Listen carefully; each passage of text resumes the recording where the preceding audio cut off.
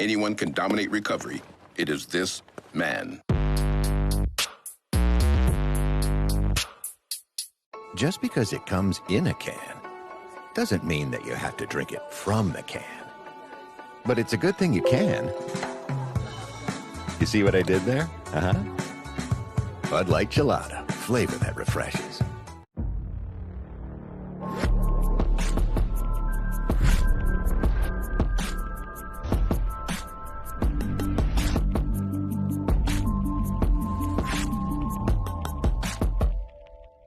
Hey, Dad, what if I sleep hot? And I sleep cold. No problem. The new Sleep Number 360 smart bed is temperature balancing, so couples can sleep better together. And it senses your movements and automatically adjusts to keep you comfortable all night. Sleep Number, proven quality sleep from $9.99.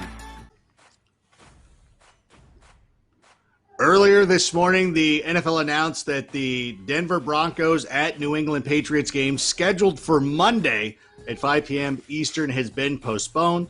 Details on a new date and time will be announced shortly. Both teams will now have a Week 5 bye. And, of course, be sure to tune into NFL Fantasy Live this week. We will have all the breaking news for you. Also, the Titans announced that they have also shut down their facility temporarily as a staff member tested positive for COVID-19. Now, that game is scheduled for Tuesday.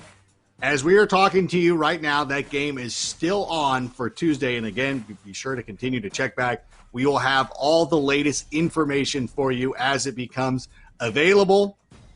And time now for 15 minutes to kickoff, presented by Geico. And here are the Week 5 notable actives and inactives. The biggest one, of course, being Julio Jones. He is inactive. If you are just seeing this for the first time, go to your lineup right now. Make the necessary changes. We did get some good news, though. We did see that Deontay Johnson, Juju Smith-Schuster, they will be available today going up against the Philadelphia Eagles. Lamar Jackson missed a couple of practices early in the week, but he is ready to go. Great matchup against the Cincinnati Bengals, a team that he has dominated over the course of his career. And Le'Veon Bell, I know we've had a lot of questions about him, but he is active and ready for go. And that was 15 minutes to kickoff, presented by Geico. And, of course, now joining the show, Kimmy Chex, Marcus Grant, and Michael F. Florio, who is here. And who is the one player, Mike? I know you're out there answering all these questions, doing the fantasy gods work.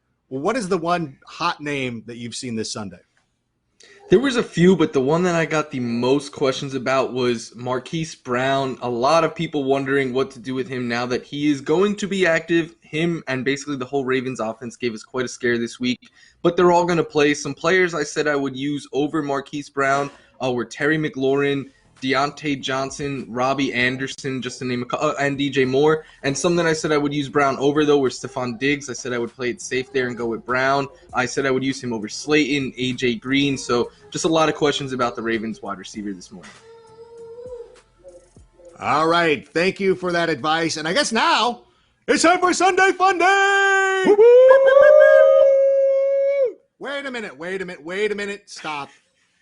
We're gonna do fan questions. I'm gonna do fan questions. No, I'm sorry. We're postponing Sunday Fun Day. Jimmy G or Joey Burrow at quarterback? Who you got, Florio? Rank, you're not gonna like this. I would go with Jimmy G. I'm treating this week as a big test for Joe Burrow. I don't love him in this matchup. If he passes it, you could start him with confidence going forward, but I want to see him do it first. Taking the coward's way out. Dalton Schultz or Hayden Hurst at tight end today, Marcus? I'm going to say Dalton Schultz, which sort of hurts my heart because I was a big proponent of Hayden Hurst coming into the season, but it just hasn't happened. And as I mentioned earlier, the Panthers defense has been fairly tough. So I'm going to take Dalton Schultz and hope for the target volume. All right. CeeDee Lamb or Darrell Henderson in the flex standard league. What do you got, Kimmy? I'm absolutely going with CeeDee Lamb. You're welcome, Michael F. Florio. Earlier on Fantasy Live this week, I talked about CeeDee Lamb and Dak Prescott being my favorite stack of the week. So get CeeDee into the flex and thank me later. One more question. Gibson or Deontay Johnson as a flex in a half-point PPR. I love Antonio Gibson this week, but I really love Deontay Johnson, and I would be going with the wide receiver right there. I have a league where I have Gibson and I have Terry McLaurin. I'm like, how do I have so many shares of this Washington FT offense? But I would go with Deontay in that one. All right. Now it's Sunday Fun Day. Whoop, whoop, whoop, whoop, whoop. Listen, you know what? If you tell me to meet at the buffet, at the Champagne Buffet, at the Fremont, I'm going to be there early. So I'm sorry that I tried to get this kicked off as quickly as possible. But, Kim, who is a player that is going to pop off this Sunday morning? You know what? It's going to be a quarterback, and it's a quarterback I have never chatted or ever hyped before because I was a little bit shady against him. But he's proved me wrong. It is Ben Roethlisberger. They are going up against the Philadelphia Eagles. I think this is a really good matchup. One, because the Eagles secondary is incredibly banged up. But two, because earlier on that injury board, we saw that his two wide receivers are back and they're healthy. That's Deontay Johnson and Juju Smith-Schuster. So, Big Ben, please do not disappoint me. You've had 2+ passing touchdowns and 18+ fantasy points in every single game this season. Just continue to do those numbers and some so you can prove that I'm a genius and I'm psychic and know that you're going to pop off and ball out. Yeah, we're still waiting for the Big Ben blow-up game. It very well could happen today. I'm going to go with Adam Thielen, and Kimmy talked about him a little bit earlier in the show. This is what I expect to be a pretty high-scoring game between the Seahawks and the Vikings this evening, and Thielen's going to be the guy that's getting most of the targets from Kirk Cousins. It's a fairly concentrated passing game. Most of the targets going between Thielen and Justin Jefferson. I think Jefferson has a pretty nice game as well, but I do think Thielen's going to be the guy that has the really huge game to try to keep the Vikings in it. I like that call, and Kimmy, I think you're gonna like this one. I'm going with Clyde Edwards-Helaire. Yes! The Raiders are just the best. The Raiders are just the best matchups for running backs right now, allowing the most fantasy points and touchdowns. And they've allowed 28 or more 3 times. I like CEH's chances of doing that because he's seeing big time volume each week in just the best offense in football. He's been very consistent. People need to calm down. Quarterback, though, I like this week. Deshaun Watson. Anytime that you have a coaching change, and it's a coaching change with a guy that was reportedly very unpopular. He got into an argument with J.J. Watt, like one of the nicest guys in the league. It's like when you hear an actor has a flare-up with Adam Sandler. Who's upset with Adam Sandler, the nicest guy in Hollywood? So I expect the Texans.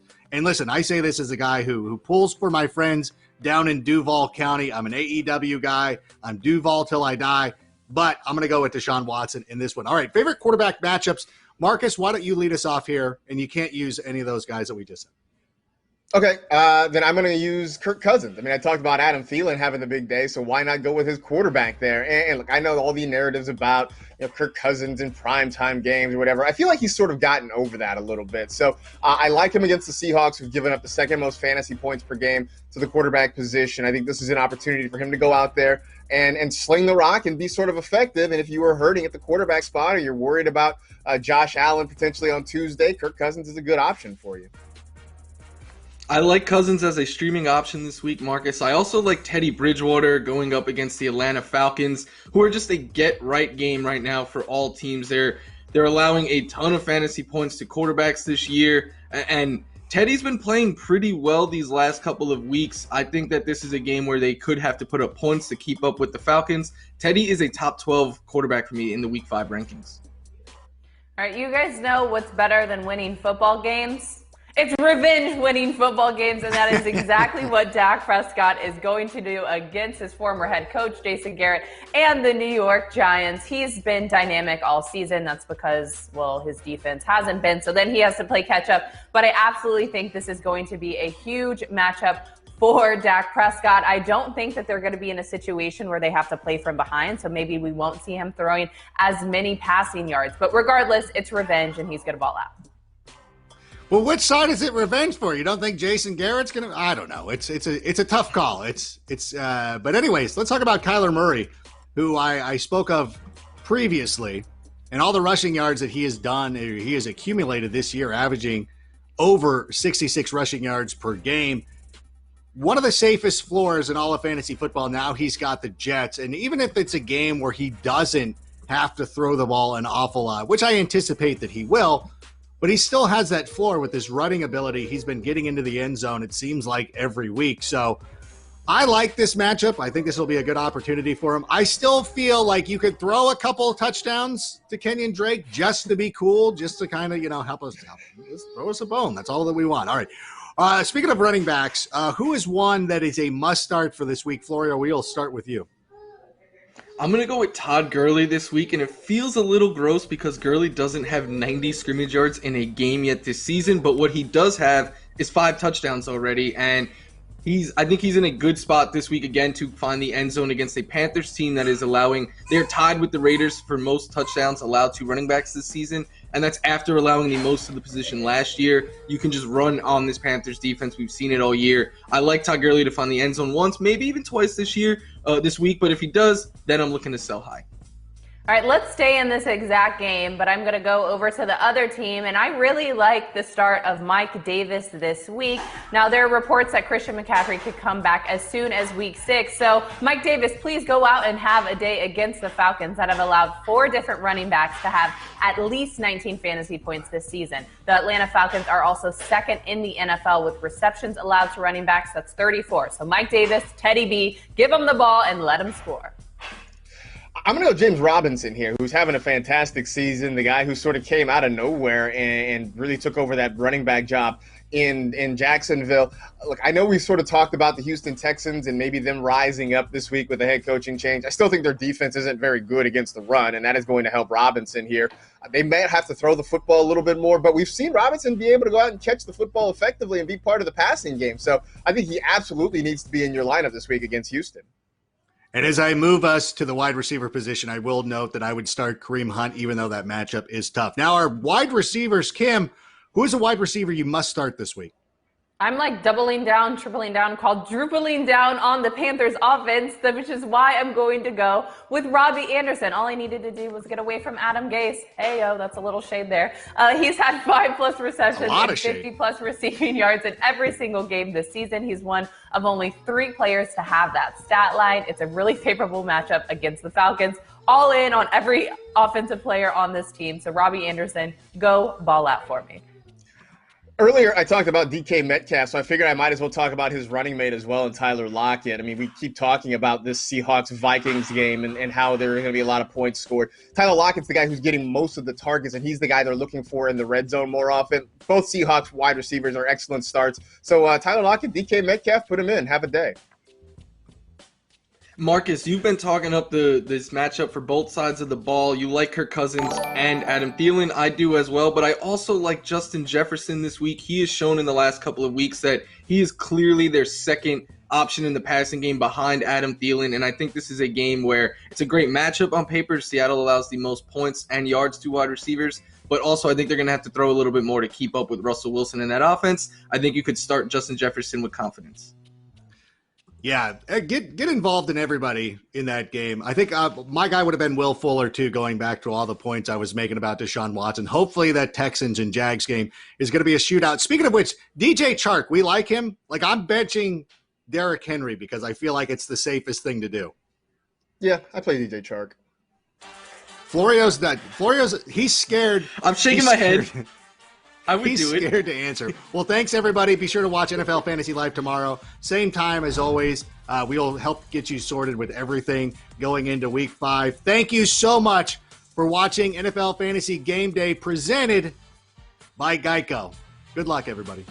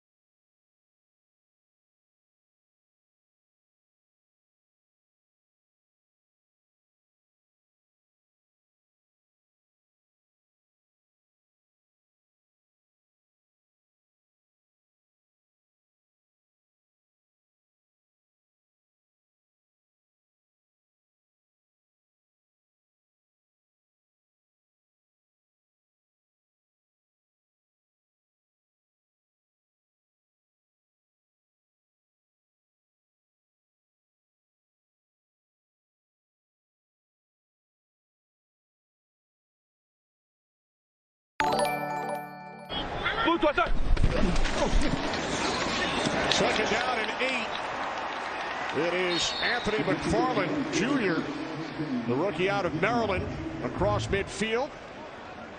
This Eagles defense, Jonathan, leads the league in sacks with 17. Boy, do they get after it, that front four. You really call them front 8, right? They have a Alpha Bravo. They don't say first group or second group defensive line. Those guys can get after it. This is the biggest test for the Pittsburgh's offensive line this season. They rotate throughout the game in order to keep them fresh. And you see the respect that Pittsburgh has. They keep going in empty sets to start the game, try to spread out this defense with quick passes. Third down and 4.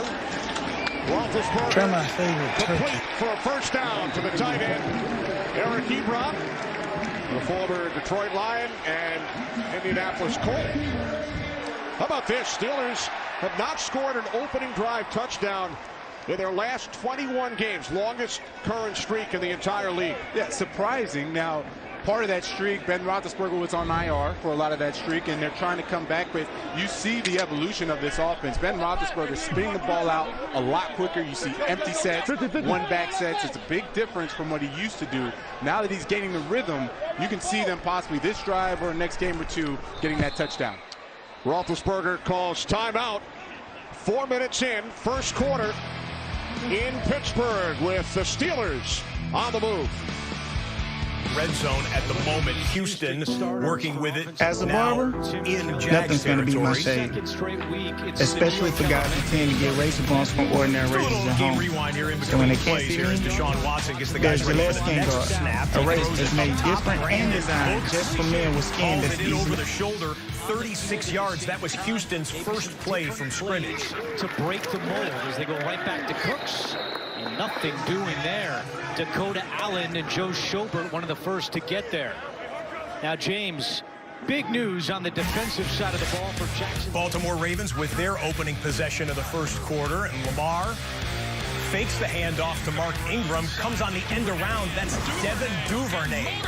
And he is trucking up the sideline, 42 yards for the young Raven. And now Lamar throwing end zone. Had Hollywood Brown flashing open for just a second, but the pass goes low.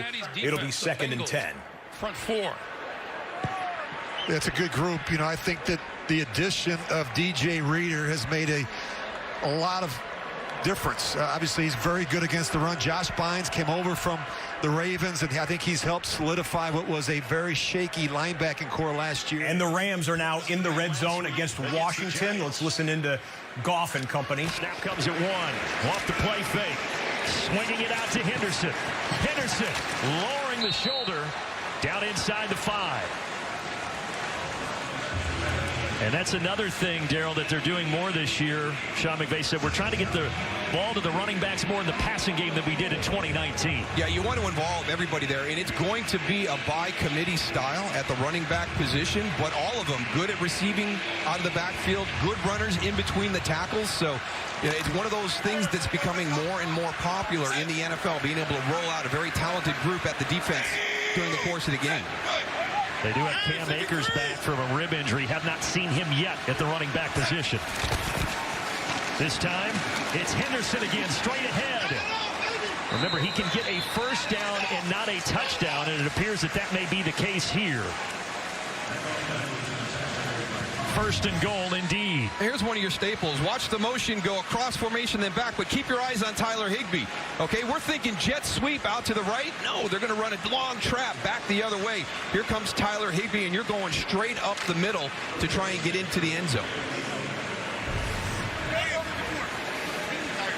Henderson in the backfield again. He gets it and backs his way in for the touchdown. Darrell Henderson had a great game a couple of weeks ago against Buffalo. Gets the Rams on the board here first in the opening quarter. That's become commonplace for this Rams offense. 5 games this season, they've had a touchdown on 4 of those opening drives. That is so impressive. The only other opportunity was a missed field goal. So they are moving the football to start the game. I think what we want to see now is after that big lull last week, they kind of got out of rhythm. That was as well as I've seen them play on rhythm in a couple of weeks. But unfortunately, Sam Sloman shanks the PAT to the left, so the rookie misses it. But the Rams convert twice on 3rd down, and they cap it off with a Darrell Henderson 1-yard touchdown. I know a lot of you fantasy football players want to know what the carries and touches is going to be, the distribution for Los Angeles. You see Darrell Henderson with the touchdown. They've got Cam Akers back from injury. Malcolm Brown is in that backfield as well. Something to watch for the Rams backfield. We've got a 3rd and long coming up after a Ben Roethlisberger sack. Philadelphia is one of the best sack per game teams, just like Pittsburgh. 3rd down and 16. Roethlisberger over the top. Deontay Johnson now cuts back the other way. He will be tackled back at the 45-yard line by Darius Slay. Eagles slam the door on that Steelers drive. Pittsburgh will punt it back to Philly. Patrick Mahomes, 3rd and 15, set up the screen to the tight end. Travis Kelce couldn't pick through that Raiders defense, and that's a 4th down there, and they would punt back inside the 10-yard line. The punt went for the Kansas City special teams. This was a 3rd down for Lamar Jackson and the Ravens. Time to throw, and he looked for his tight end but couldn't connect with Mark Andrews. Incomplete. So, wow, some high-octane offenses getting stymied here in the opening drives. Justin Tucker was in field goal range, and yeah, you know he's going to split the sticks. 46-yarder puts Baltimore on top. 3-0. Let's dip in live to the NFC South matchup, Panthers and Falcons. Fast on that D-line, fast at the second level, and that was good coverage that time by Douglas. Todd Gurley back in as a receiver. Top of your screen. Ryan from the pocket. Catch made short of the 1st down and shoved back from the 36 is Jaden Graham, the backup tight end to Hayden Hurst. Let's get a game break. Say hi to Carissa Thompson. Hello, Chris Myers. Rams, Washington looking to go 4-0 against NFC East teams this season. Opening drive, Jared Goff to Darrell Henderson, who punches it in, capping off a 10-play, 76-yard drive. Extra point no good. Rams up 6-0. Chris? Ron Rivera, former head coach of the Panthers, running things for Washington. Thanks, Carissa. On 3rd down and 3. They converted last time on 3rd and 2. Ryan hands off to Gurley. And Todd Gurley! Nobody's going to get him! He's going to have a Falcons touchdown!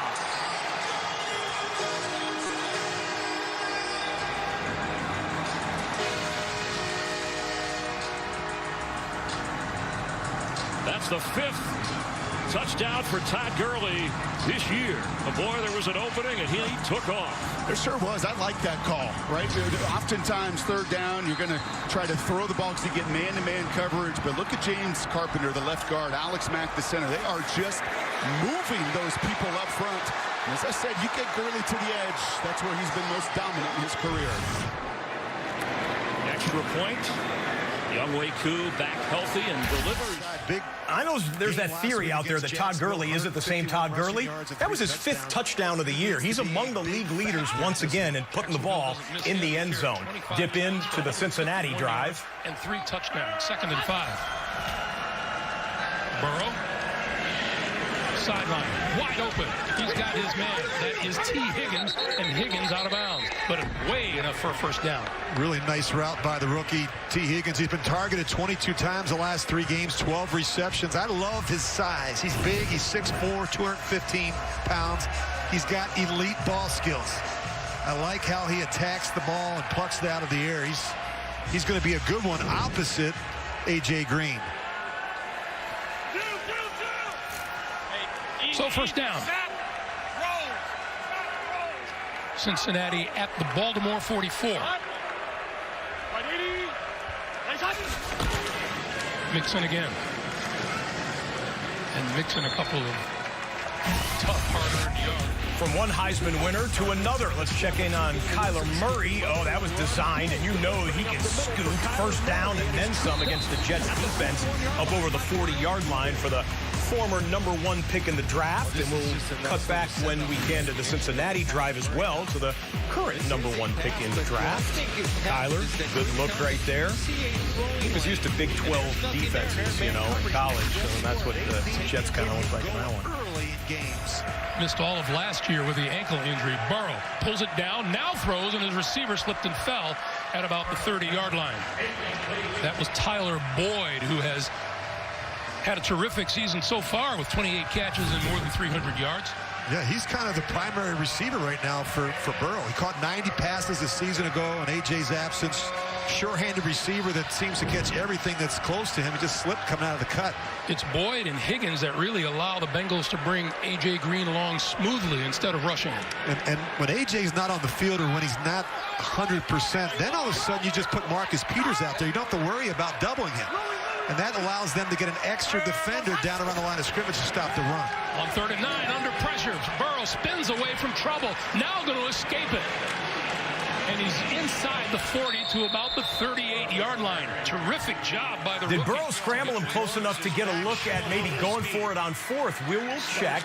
But the Raiders are now threatening to get to the red zone in Kansas City. Let's show you how they got there. This was a special-looking play. Game Rewind presented by Amazon. It was a 3rd down and long.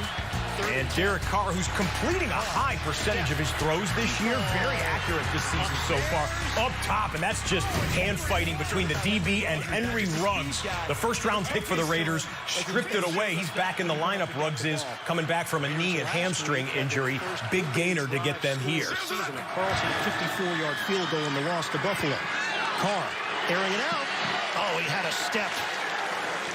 Rico Gafford, 3rd-year wideout formation between he and Bengals have a timeout. It's 4th and 4. We're not sure if they're going to go for it or not. This is a 3rd and short for Kyler Murray. Each other, both as a head coach and a quarterback. Delayed handoff, and Chase Edmonds off to the races. And Edmonds into the end zone for an Arizona touchdown. Well, this is such a good job by Darrell Daniels. As Chase Edmonds is a guy that is explosive and a great #2, but you're going to watch Darrell Daniels come in here and get the knockdown block right here. Bam, right on every Woods. Drake has been quiet for that Arizona offense in recent times, but the Cardinals just won it in the end zone. They got it there. It is 4th and 4. They have the offense on the field in Baltimore. Burrow in the backfield. On the move. Throwing. Incomplete, just overthrew his intended receiver, Tyler Boyd, and the ball goes over to Baltimore on downs. That was a really difficult throw, going to his right, trying to fit it in. All right, so the Bengals gamble, don't come up with it, but you can tell they want to press the gas pedal here probably all afternoon long against what is expected to be a high-scoring Baltimore offense. A penalty against the Raiders makes this 3rd and 12. He's a huge human being. I mean, it's 380. We believe. Flag down, and this play is whistled dead. Hunter Renfrow was trying to make a move upfield. Ball start, offense, number 77, 5-yard penalty, still 3rd down. Yeah, they're going to notice him. You're saying at 380 you don't hide? No. And there's Trent Brown trying to get his kick step in to take care of the try and combat the pass rush of Alex Okafor. He got his kick step in a half count too early. Cleve Blakeman and his crew found him. Brown, a Pro Bowler, 2019, 6-year, $66 million deal. This game's been messy in the opening quarter. There's no flow to it for either side. Dime package here for Kansas City. 3rd and 17 for Carr. Pulls the trigger. Short pass connection to Richard. And he's tossed down just inside the 20-yard line. All right, check down there for the Raiders will bring up 4th down and likely the field goal unit. You've got a 3rd and 2 that looks like Washington converts. He does get the first down just enough to pick it up down inside the 28-yard line. When we talked about Antonio Gibson and his switch from wide receiver to running back, and J.D. McKissick has a very similar skill set, and he's a great receiver out of the backfield. So good personnel group in there to get the Rams. You get into some 4th and shorts. Let's see if John Gruden decides to press it a little, go for some of these with Patrick Mahomes on the other sideline. 38-yard attempt for Daniel Carlson. Cole, the punter, will hold it. Trent Sieg snaps it. 38 yards away. Carlson. But this time it's Antonio Gibson returning to the fray. And it's Gibson getting the football. Boy, he's quick. Antonio Gibson, and he can be elusive. All the way down to the 9-yard line goes the rookie out of Memphis. Okay, first and goal for the football team. We'll check back there in Washington in a moment. Teddy Bridgewater all day to throw against that Atlanta defense. And then late coming back to the football is Curtis Samuel, but effective. He hauls it in, move the sticks for Carolina. He was so excited to be a part of Washington. His mom and dad grew up in D.C., was a big fan. His grandmother's such a big fan, they actually buried her in a Washington jersey, so it was a dream come true for him to be a part of this franchise. And he's going to get it again. Eking his way down to the 7. But Antonio Gibson, he was a wide receiver at Memphis, and he got a lot of nicknames. A weapon, the Swiss Army knife, because as you're seeing, Moose, you can just use him in so many different ways. Just happened in Heinz Field, 3rd and 4. Ben, quick hitter, inside to the rookie, Chase Claypool. Ben to Claypool is the combination responsible for the longest play from scrimmage this year. That 84-yard touchdown back in week 2. Empty set here for Kyle Allen. Pocket collapses. Allen trying to get the edge. And Allen gets inside the pylon for a Washington touchdown. Kyle Allen stepping in as the starter today and showing that he can use his legs for a 7-yard touchdown scamper. Kenny Young right here. He's going to be the one that gets put in the tough position. He's back in his zone coverage. That little pick right there as the tight end comes in right there. He's got to run. One more look at Kyle Allen, last year's starter for much of the season for the Carolina Panthers. They moved on from him. Washington has moved on, at least temporarily, from Dwayne Haskins. And Allen has the football team into the end zone. Extra point away from taking the lead is Washington against the Rams. Okay, we got a play coming up here as the AFC North matchup with Lamar Jackson shoots it back out. Marquise Brown, and that's a catch and a run. First down into Bengals territory. Okay, Bengals drive is getting, or excuse me, the Ravens drive is getting serious, and you've got a 3rd and 6 here for Pittsburgh. All they need is, 20 points here or there. That's ball game. Roethlisberger telling us it's all about team. I still have chapters to write. 3rd down and 6. Over the middle, catch is made by Washington, and he has another Steelers first down. He was dragged out of bounds by Jalen Mills after a pickup of 12. That's the theme for the game right now. Underneath routes, James Washington, extremely explosive. And you notice it's not 2 yards, go up 2 yards, and then come under. It's under right now. And Ben Roethlisberger, again, wastes no time. You see the pressure was coming on him. He spits the ball out, avoids the hit, still gets the first down. That's a tough run right there. James Washington's a load to bring down. What is that? Roethlisberger has completed his first 6 pass attempts today. McLeod on the toss. Ray McLeod, a receiver with speed, takes it inside the 25. That's their game. Okay, Washington with the Kyle Allen touchdown. That was the ruling on the field, but look where the football is. He holds the football out. They're going to look at this and discuss, and this is one of these, the perpetuity of the, of the pylon, like how far does it extend and whatnot. That ball was in his outer hand as his feet broke the plane of the end zone. We'll let you know if it's anything other than a touchdown. Back to Heinz Field, and then the Ravens are not in the red zone yet, but tell you what, they're getting kind of close. So Pittsburgh's in field goal range. Ravens are in field goal range. Okay, this was 3rd and 1 just a moment ago, and they'll just pound it straight ahead. So they're gonna mark him with a first down. Yeah, you're right at the spot there. First down, and that's at the 31-yard line. Not much yet, but he has been a load on opposing defenses. Back-to-back 100-yard games for Connor. And the Steelers will pick up the first. Ball came loose after Claypool was ruled down. Listen, double box, the Steelers and the Ravens, little pushing and shoving in the Keystone State battle there on the left side of the screen. Ravens are getting close to the red zone. Pittsburgh's on the edge of the red zone. Back and forth, Baltimore and Pittsburgh. Position. Going out and getting a guy like Josh Bynes.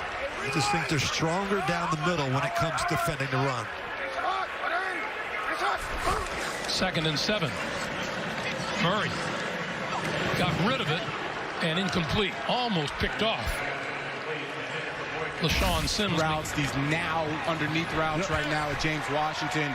You know, that really messes with not only the defensive line, the secondary now has to make sure their eyes are right for all these underneath routes. Play clock goes down to 0 there. The ruling on the field is confirmed. Washington does have a Kyle Allen rushing touchdown, and the extra point is good. So it is 7-0. The football team over the Rams. Whoa!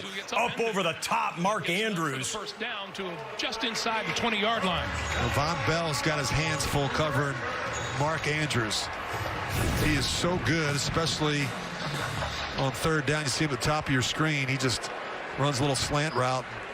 That was a good-looking hit by the safety. Train, right? This offense is rolling. Don't stop the train. 47, yeah. 1st and 10 from the Eagles 22. Roethlisberger rolling right. Under pressure, finally throws. Bust there. Penalty markers fly as Jackson has run out of bounds on the far side of the field by William Jackson. Our referee today is Jerome Boger. Ravens been really good in this part of the field, as you mentioned. They don't turn it over. Holding. Offense, number 76. 10-yard penalty. Repeat first down. Illegal shift. Offense. 2 men moving and did not get reset prior to the snap. This penalty is declined. Yeah, and the core for well-deserved penalty. We had a Ron Torbert and Jerome Boger referee double box right there in the 2 stadiums, just separated up I-95 from each other. Actually, pardon me, that would be the Washington and Baltimore games. This is obviously the Pittsburgh game. Played in Pittsburgh, curiously enough. We'll check back here as Ben's going to run the next play, it would appear, before Lamar gets it off. 20. First down and 20 following the penalty. Off the play fake. Roethlisberger steps up and then dumps it off to the tight end, Vance McDonald. Murray on the move again. Looking, and lobs it incomplete. Gus Edwards. Sunday night against the Niners. And this is the pressure again. Now it's backed up. You have Fletcher Cox right here. He's coming up, applying the pressure. Jacksonville and Houston continuing to play on a 2nd and 11. Scoreless there at NRG Stadium. Deshaun Watson so slick in the pocket, getting out of the would-be pass rusher's way and then making something happen late. Darren Fells there for the first down. The tight end picks it up. By the way, did I say Washington was up 7-0? It's 7-6 Washington over the Rams. That can really break down a defense. In fact, let's go to a triple box here as Roethlisberger takes a shot to the end zone. Incomplete on that one. Upper left-hand corner. Lamar Jackson, 3rd and 14. Pump fake. Now throws right to the sticks. Where are they going to mark it? This could be inches short here. Mark Andrews thought he had a first down. But we've got action now with 3 teams in the red zone. Watch what they do to the tight end, Greg. They're doubling him. You watch the safety. He's going to come down. They're doubling the tight end right here. And then he actually just runs right through the double team. That is really well done by not only Mark Andrews, but also Lamar Jackson, not giving up on the primary. 1st and goal for the Ravens. Back to the triple box again, and this time we're going to bring in the Carolina offense, down 7-0 in Atlanta. Panthers have found it inside the 20-yard line. All right, Lamar didn't like what he saw, and he takes a timeout. Looks a little frustrated as he rips off the chin strap there. So we'll step away from Baltimore for the moment and come back to 1st and goal, Pittsburgh. Pittsburgh from the Philadelphia 7-yard line. They really like this jumbo package. They use him as a tight end. They can block empty in the first 2 series here for Carolina. Play action on 1st down. Roethlisberger is away. Would have been a first down. Robbie Anderson tried to haul it in, but good coverage by Sheffield.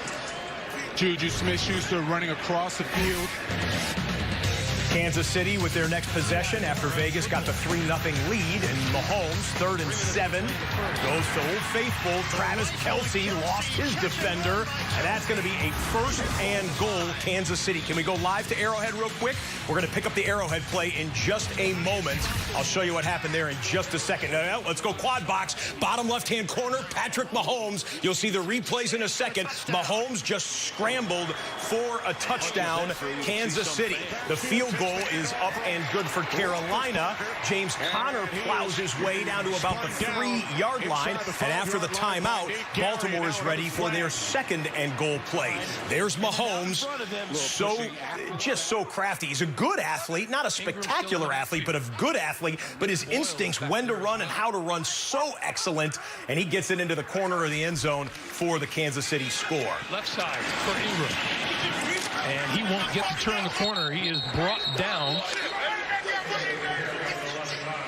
at about the 5-yard line again. So it's 3rd and goal. Well, just keep an eye on Reader. He's going to get the penetration here, and that's why you go out and spend the money in free agency. See, Reader's going to take on the guard. He works down the line of scrimmage. He forces Ingram to the boundary where he's got back to a triple box here with Houston just outside the red zone. You've got 1st and goal again for the Pittsburgh Steelers. Philadelphia's been shooting themselves in the foot on this drive. Watson incomplete, so bring up a 3rd down and long for the Texans. And Lamar Jackson with a 3rd and 5 from the 5. We'll see what Lamar does. Little fake, and then inside, Mark Andrews. It is Andrews. Just is so tough to match up with. Andrews with another touchdown catch. You know, he's one of the best scoring tight ends in the game. And Andrews has Baltimore on the cusp of a 10-0 lead. The safety. The drive, longest of the season for Houston. They're staring at 3rd and 12. Watson screen to David Johnson. Slips one tackle but can't stay on his feet.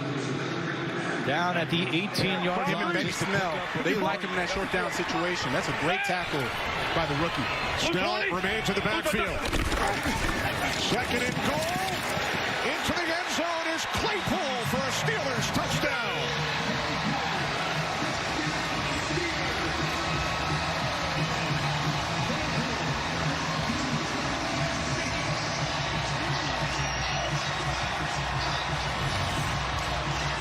Chase Claypool running across. Same play they ran about 4 or 5 plays ago in the middle of the field. He's running across the formation, and you see that it's too sudden. And Fairbairn is good.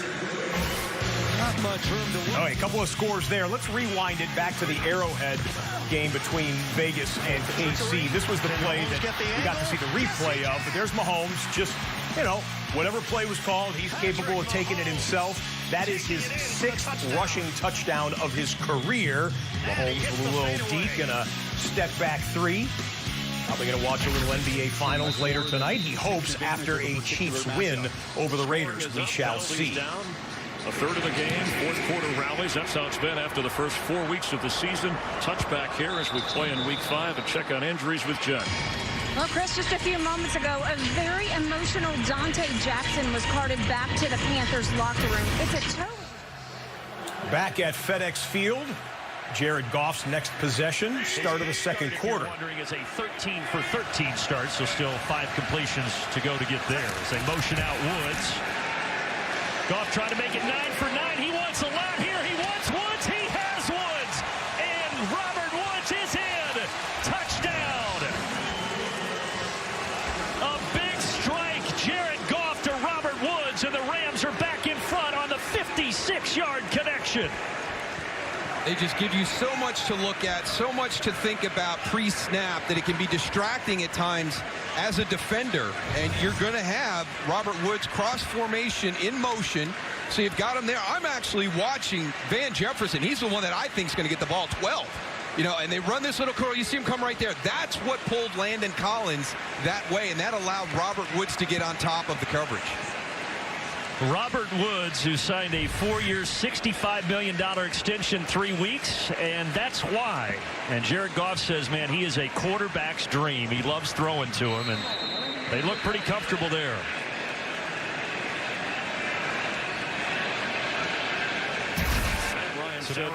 All right, so we got some scoring picking up there in the Rams and Washington game.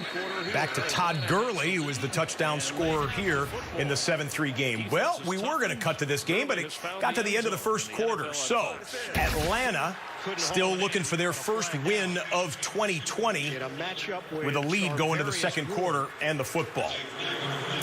In a matchup they should like. Ward is listed as 6'1", Waller at 6'6", and remember, he was a wide receiver coming at Georgia Tech. He's lost none of those skills. John Gruden said it himself, that he might be our best wide receiver, even though he's a tight end. Pass interference. Defense. Ball he placed at the spot of foul. First down, Las Vegas. Number 30. NFL Today update. Back to the Big Apple, JB and Boomer. Boomer, you got it. Well, here's a quarterback that I can't move around like that's Lamar Jackson, 5-yard TD to Mark Andrews on 3rd and goal. 10-0 Ravens. Back to Ian and the new Pulse Flash, Charles Davis in Kansas City. Is that an official nickname or no? You know, if Boomer says it, that's it. That's it. Handoff, Jacobs. He can fight through tackles. Jacobs falls forward. The block from Gabe Jackson up front. Josh Jacobs had the huge week 1, 93 yards rushing, 3 touchdowns. Numbers have not matched it since that point. And look at how they're getting right back up on the line of scrimmage. John Gruden talked about it, his offense coordinator Greg Olson. Let's rely on our strengths, our offensive line and running back, and try to control the game, control the clock against Kansas City. Motion man Ruggs, Carr. Toss underneath to Darren Waller. At MetLife Stadium, Joe Flacco quarterbacking the New York Jets. They made the move after the shoulder injury, knocked out Sam Darnold for this game. The shoulder injury that he suffered last week. Jamison Crowder on the receiving end of the Flacco pass. It goes for 12 yards. Flacco, the former Super Bowl MVP, getting his first start since the middle of last season when he was a Denver Bronco. He's carried it over, and he's got a book on all of them, as you just described what he said about Waller. It's great admiration. He's trying to use some of his stuff and add to his game. 3rd and 1, in goal in front of Jacobs. Fake it. Carr steps up. Intercepted, his first of the season. Breland is back for Kansas City. And Breland has got the pick. Waller, the intended target. And he put it too high for his 6'6" tight end. What Las Vegas likes to do is show heavy sets and then throw out of them, and he brought the big guys out on the field on 3rd and short. So Waller comes open. He's open pretty much anywhere in that route, but the ball sails on Derek Carr. Because by the time he gets set to throw the football, the pressure has gotten to his face, and he's not able to step into it and make a proper throw. That's notable for a couple reasons. We'll go back to Arrowhead in just a moment. Joe Burrow on 3rd and 10. Oh, a blitz up the middle. Got in the rookie's face, and he just threw it up for grabs. A.J. Green, the intended target. Marcus Peters, the interceptor on that play. Gardner Minshew with a 3rd and considerable. This year for head coach. On 3rd and 7, Minshew's got some room. Up the middle and a first down. Into Houston territory. Slides down at the 46, a gain of 11. You know, playing wide receiver, there would be a frustration level. Well done by the second-year QB. We cut back to Heinz Field for Carson Wentz on a 3rd and long. 3rd down and 9. Eagles must get to the 35 for a first down. They keep it on the ground, and Sanders is still going in Steelers territory. The Pittsburgh native, Miles Sanders, takes it all the way with his mom and many friends in attendance here at Heinz Field. 74 yards for an Eagles score. Wow, was not expecting that. Miles Sanders on the draw. That is tremendous. Look at that. A lightning strike rushing touchdown for Miles Sanders against that great Pittsburgh defense. We cut live here to Kansas City. Mecole Hardman has it zipped inside of the 20. Red zone possession for Kansas City. We'll go full there after Pittsburgh is tied up at 7 apiece after the Miles Sanders 74-yard touchdown, one of the longest touchdown runs of the year. Couldn't get in the end zone, came back with a screen. Now they got a 30 short coming up. End of the first quarter, Kansas City leads the Raiders 7-3. We'll have Well, Kansas City was the only team in the red zone, but we'll bookmark that one. Wait for a couple minutes of commercial breaks at Arrowhead, and we'll get you back there when they resume on a 1st and 10. In the meantime, back to the Gardner Minshew-led Jags drive. When you watch 3rd him and short. play, you know that he's dialed in and ready to End do of the first anything quarter, he needs to do to Kansas help the City team win. leads the Raiders 7-3. J.J. Well, Watt Kansas City was the only team in the red zone, but we'll bookmark that one. Wait for a couple minutes of commercial breaks at Arrowhead, and we'll get you back there when they resume on a 1st and 10. Wide open for the first down. Great job by Minshew to sell that fake, and Eifert runs 13 yards for a Jacksonville first. Little game rewind. You see some fans in the stands at Energy Stadium. The guy they're circling there, that's Gardner Minshew's father.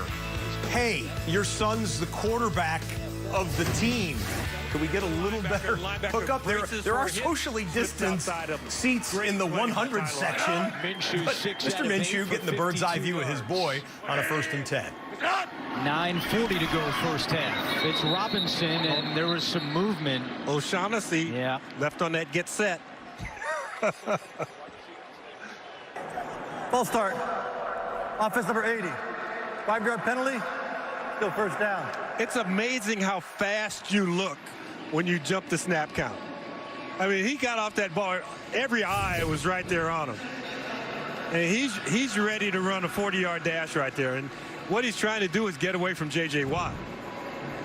O'Shaughnessy had a big penalty last week, a holding call that negated a big James Robinson run. Called for a false start here. Now 1st and 15 from the 29. Minshew 4 out of 4 on this drive. Looking for more. And he'll take the check down to Robinson. Robinson is cut down by Bradley Roby. All right, Jags are in field goal territory. We will monitor them, but you see the Ravens back in the red zone after the Marcus Peters interception of Joe Burrow, and now their goal to go. A 1st down catch there for Mark Andrews, but it's the end of the quarter, 10-0 Ravens. They'll have a 1st and goal when they resume. We just had Carolina. We're getting Kansas City back here in a moment. Kansas City is 1st and 10 from the 15-yard line, and we got the 2-box there with the Jags and the Panthers. Minshew to Robinson again. And Robinson has stood up at the 23. Cunningham on the tackle. All right, Kansas City is back now. They ran a little dump pass there to Travis Kelce to bring up 2nd down here in the red zone for KC. Got to be smart here if you're Gardner Minshew. Yes, you'd love a 1st down, but you would like to avoid a sack. Chiefs forced 4 turnovers against the Patriots and scored a touchdown on defense last week, 26-10 win. Hardman motion man. Flip the other way, Tyreek Hill.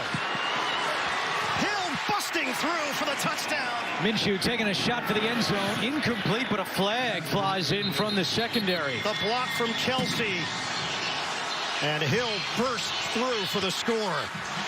All right, that's the 2nd reverse that they've run in this game with this misdirection. But look out in front. Kaiser 48, but look out even in front of him, 87 Kelce, who gets almost no credit for being a... They don't have an answer for Tyreek Hill has found the end zone repeatedly here in 2020. Here's the first play of the 2nd quarter, 1st and goal, Ravens. On 1st and goal. Jackson spins, throws, touchdown. Right on the money to Marquise Brown. Quarterback, and a nice job by Gardner Minshew. Touchdown for the Chiefs offense, touchdown for the Ravens offense. Those high-powered attacks we expect, putting up big points in a high-scoring 2020 across the league. Jacksonville in the red zone. Jacksonville is. Minshew throws it, and it's caught by Chark. Hit immediately at the 13 by Roby. We've got Jacksonville in the red zone. Carolina is just on the edge of the red zone. Let's call it 3rd and 6 from the 23-yard line for Teddy Bridgewater and friends. Really the DNA of this system going back to Sean Payton. And I love how they spread the field to really maximize the field and also maximize those one-on-one opportunities. Minutes.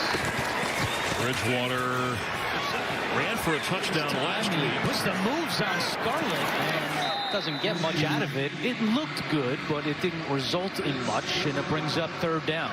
It looked good because he was able to get away from Scarlett, but he still had the ball, and everybody else on defense knew he had the ball. So it's smart to get down in that instance right there. The man has to know his limitations right there. All right, big third down here, 3rd and 6. 12th play of the drive. There's Eifert up at the top. Minshew time, looking end zone. He's got it. And he nails it. Big leg, strong leg. Delivers. Touchdown, Jacksonville. Keelan Cole with his 3rd touchdown of the season. And what a drive by Minshew and the Jaguars. That was really tight to the sideline, and I like the fact that the official called it a touchdown. All scoring plays are reviewed. We're going to see how close it is, but a great job. That left foot is down and then dragging the toe. Keenan McCardell was a master at that the 1 year I coached him when he was with the San Diego Chargers, dragging those feet. He's passed it along to his wide receivers. Watch it. Keelan Cole was a bit of a disgusting man last year with Jacksonville, only 24 snaps per game, but he's averaging 46 snaps per game this year. And a touchdown here, capped off by the extra point by Stephen Hauschka. I got to say, that's remarkable officiating. To call that live and have it be that close and call it correctly, great job by Black and White on that play there. Robbie Anderson, how about that one-handed grab it looks like he made here against the Atlanta defense into Falcons territory. Robbie Anderson, one of only 4 receivers this year who has 5 or more catches in every game this season. And Robbie Anderson already has 4 catches here in the first half. We've got the Jets in the red zone looking for their first points of the day. Guessing. Now you come back and you start pounding the football, and they're starting to create movement up front. A good job by that 4th group of offensive linemen in 5 games starting. 4th different group. 2nd down and 6 for Blackman.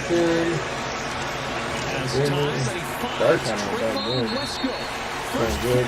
Probably should have played. Take you back for 3rd and short for the Jets in a moment. Here is Ben Roethlisberger trying to answer that Philadelphia touchdown run, and he goes to his main running back, James Conner, 25 yards. Nice pickup. Conner has 35 yards rushing on 7 carries here in the first half. 5 possessions, 4 touchdowns, and 1 field goal out. Vance Joseph was absolutely livid about that red zone defense as he got his team ready for this week. And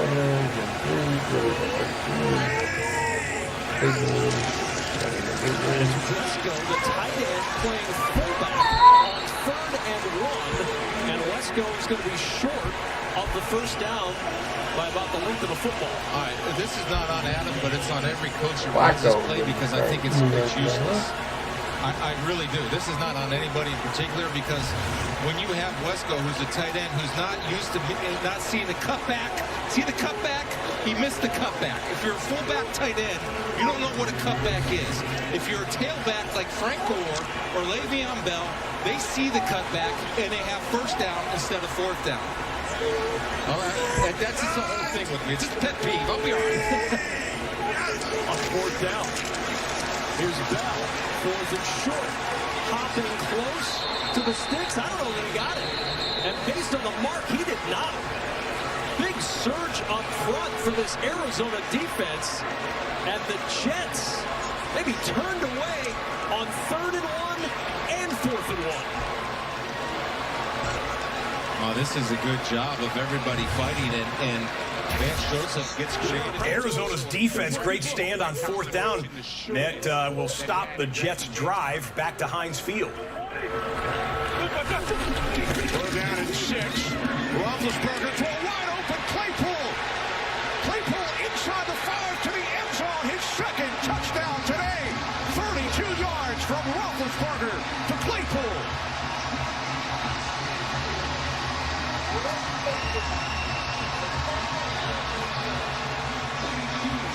Chase Claypool having himself a monster game right now, and everything is dictated on his speed. Everyone mentioned his speed, and now he's able to just go up, threaten that corner as he gets him turned around. Look at that. It's too easy for him. Nice pitch and catch. No way that anyone's going to catch him in the open field. Chase Claypool out of Notre Dame. Chase Claypool. We had heard rumblings in training camp about this young man out of Notre Dame and about his ability in his first training camp in the NFL, and he is having the best game of his young NFL career here today. 2 first-half touchdowns for Claypool. Pittsburgh back on top. So, Joe Burrow and the Bengals still looking for their first points of the day. The Jets and the Bengals, the only 2 teams that have not scored in the first half. Opportunities to go north and south. Force him to the boundary. This is well done. You know, Amanda is usually used to being alone down there, but there are actually some people sprinkled in the stadium here today. Keeping her company. 3rd and 7. So Burrow needs the 37-yard line for a first down, and we got penalty markers and some movement up front. With the right guard. All right, so that's going to be a false start against Cincinnati. Bring him back 5 yards. We can cut back to KC. Runs in motion. Carr on 2nd and 6. Downfield. Connection made with Aguilar. Touchdown, Raiders. Big play, Nelson Aguilar. Hopefully the Raiders are going to cover the spread. With a perfect toss. 59 yards. Ward and Matthew back there defensively for Kansas City. And Nelson Aguilar, the former Eagle, has gone back-to-back weeks with a touchdown. Look at the replay on the left side of the double box as Jared Goff and the Rams are in the red zone on the right side. And allowed Aguilar to run across. And Henderson tracks it down to the 8.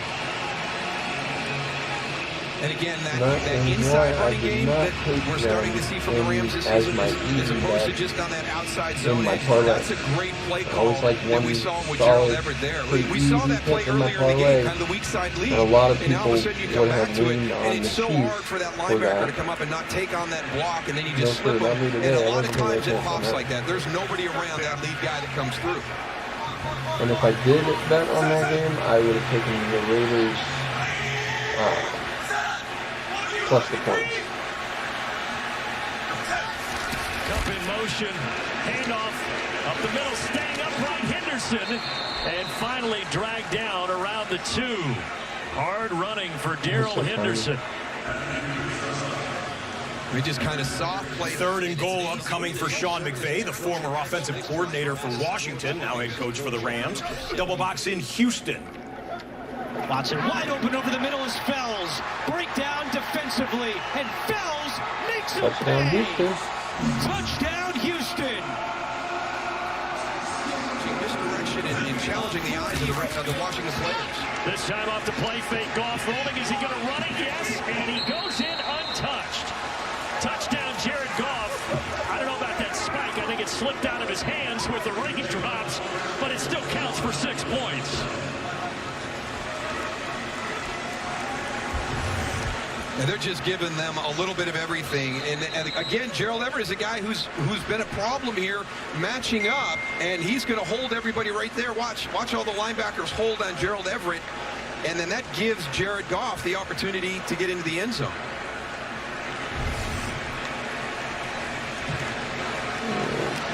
So after Washington had the 7-6 lead, a couple of straight. The Rams cap it off with a Jared Goff touchdown run earlier in the drive on 1st and 10 from midfield. Goff with the arm. Wide open to Gerald Everett. Washington's defense having issues on that drive as they give up the touchdown and have seeing the lead extend to 20-7. Oh, this is a fascinating play. Okay, Joe Burrow, #1 overall pick from LSU. The #1 pick for the Ravens was Patrick Queen, who blasts Burrow. Patrick Queen went to LSU, and they did interviews this week saying, hey, you're going to face each other. You were teammates at LSU. Apparently, these guys did not exactly get along at LSU. Patrick Queen, the first-round pick, LSU, blasts Joe Burrow, the first overall pick, LSU. He forces the fumble and gets the recovery. Huge play for Patrick Queen and the Ravens. LSU on LSU. And sorry, Tiger fans, especially after what happened yesterday with Missouri. And we've got a delay of game. Well, I think that's the delay game. 5-yard penalty. Means first down. I mean, that's right now. Need over 4. Let's rewind this one because the Jets have the football. Here's how it happened. 3rd and 6. Kyler Murray patted the ball, then ball batted in the air, and Avery Williamson comes down with it. The linebacker taking it inside of the 10-yard line after a penalty. Bring back the Jets to 1st and goal from the 15. Le'Veon Bell picking his way forward. He'll help. And Bell down to the 8-yard line.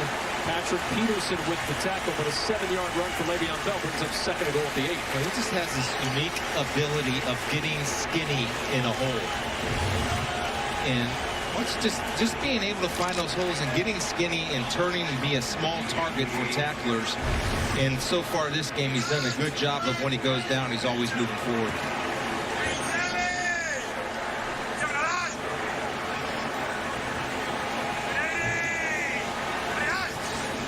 Second and goal, Flacco. Low throw looking for Jeff Smith. And it's 3rd and goal. Back to Kansas City. It's just each time we cut back there, you got to hold your breath with this offense. Patrick Mahomes, Sammy Watkins, just makes it look easy down the field for a chunk play and a fresh set of downs for the Chiefs. Coordinator, because you're picking up an extra pass defender, the back line in the end zone becomes your 12th man. You can bring pressure to force the ball to be thrown before it's timed to be thrown. 3rd and goal. Flacco back in the end zone for Smith. Overshot it. Peterson out there on the coverage. And it's 4th down. Going to see in the double box a replay of Philadelphia with a catch and run inside of the 20-yard line. So Jets now with a 4th and goal from the 8. It is a 1st and 10 from the 13 for Carson Wentz and the Eagles. Actually, he forgot his own way, right? He's taking a break. He's caught too many passes already. Now a jumbo package for the Eagles. 2 tight ends plus an extra blocker. 63 Driscoll. From the 13-yard line, it is Boston Scott. 26-yard field goal try for Sam Ficken. And the Jets are on the board. Game-winning touchdown reception made by Travis Fulgham from Carson Wentz against the Niners. That was a beautiful ball by Carson Wentz. Travis Fulgham filling in right now. Deshaun Jackson, Alshon Jeffrey, they're both injured, and he's making the most of his moment. When they come back, you want to have that good problem, right? Who's going to be... Well, Tyreek Hill, the Kansas City offense, Patrick Mahomes are at it again. They just hit that pass. You saw Tyreek haul in, and it's 1st and goal, at least for the moment. You know what? Gruden, I think, might be challenging whether Hill's feet were in bounds. Carson Wentz takes off. Look out. Rushing touchdown in each of the last 3 games. 36-yard completion at stake. Kansas City would have the ball on the He saw it. They pressed it and he couldn't get that throw in. So what did Pearson say? I want to see you run more. John, we've talked about the inexperienced young wide receivers with Jeffrey and Jackson out. A look at their career numbers. Ward is the leading receiver with 47 career catches. Empty backfield, 3rd down and 4. Eagles can pick up a 1st down without reaching the end zone. Wentz throws over the middle. It is caught. And then Wentz, Ertz ruled down before the ball came out. So They're saying he was down there, and they'll pick it up, and it'll be 1st and goal for Philadelphia. This is the play that John Gruden is challenging. Just a zing deep shot. Mahomes to Tyreek, 40-yard gain if it stands. Ruling on the field was a catch and 2 feet in bounds. Let's see one more replay. Don't know if this angle will give us a good look at his feet when he catches it, but one, and then that second, that left foot, can't see it from that angle. John Gruden thinks, you know what, I got to slow these guys down any way I can, and right there, that looked like there was a little green there as ball is blown dead here in Pittsburgh. Looked like there was a little green there in between his tiptoe and the sideline. So the Eagles use a timeout with 6:19 on the clock in the second quarter. And now this from Farmers. I don't know what happened. Nothing.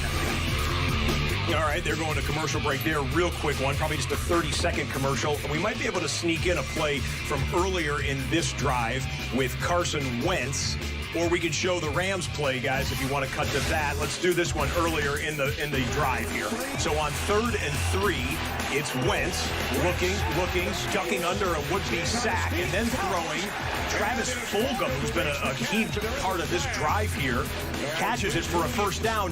Penalty flag in the backfield. They said it was unnecessary roughness, roughing the passer against Pittsburgh, 15 more yards. Travis Fulgham, the young wide receiver, with 4 catches on this drive. Make it 5 catches on this drive, 5 targets and 4 catches for Travis Fulgham. Right here, Zach Ertz, Carson Wentz, they did a great job of communicating on that blitz to get him down here to the 1-yard line.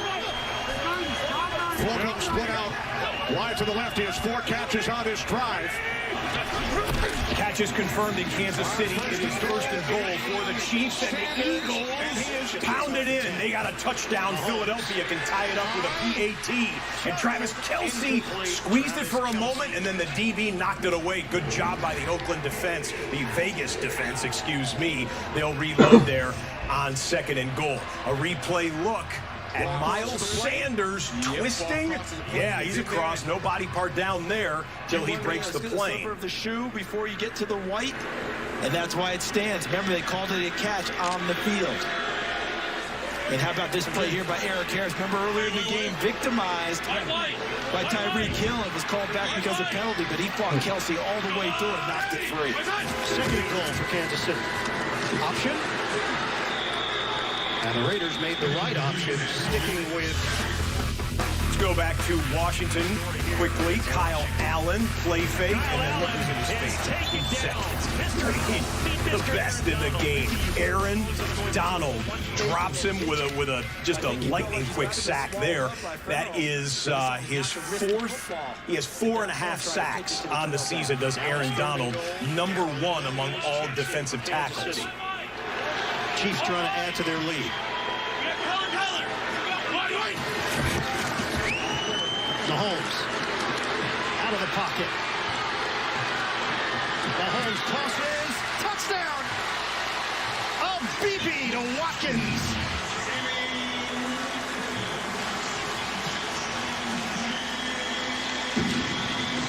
Just keep the play alive. Buy some time.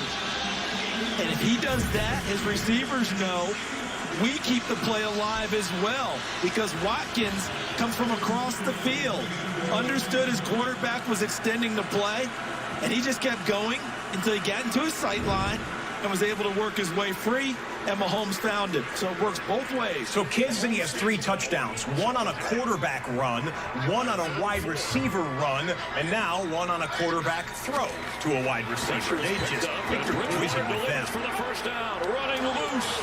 It's DJ Moore down the sideline. DJ Moore has a Panther touchdown. He just outran the Atlanta secondary. We call that a little break route. You fake that slant. We've seen a number of slants. It's a pressure situation. Isaiah Oliver, the nickelback. He is thinking this is going to be a slant route inside because of the pressure that comes. But instead, you're going to see the speed. That's a break. I'm going to break you right off. And this is just game changing. That is 4.39 on 4.6, and you're not going to catch me. break route. It's more like back-breaking for the Atlanta defense. Atlanta's secondary has been decimated by injuries. They even had a player out with COVID for a game or two, but they're getting a little healthier, but not on that play. Gardner Minshew, a little ad-lib here, and sets up 1st and goal for Jacksonville. Allen Johnson has his 3rd catch of the year. Justin Reed on the tackle. 6'6", 222 pounds, a guy who's good inside the numbers. And this ball right here shows some grit because he gets walloped in the back. 4th member of his family to play at the University of Texas, including his father, Johnny, who was a first-team All-American and in the College Football Hall of Fame for his play in the late 70s. 1st and goal for Jacksonville.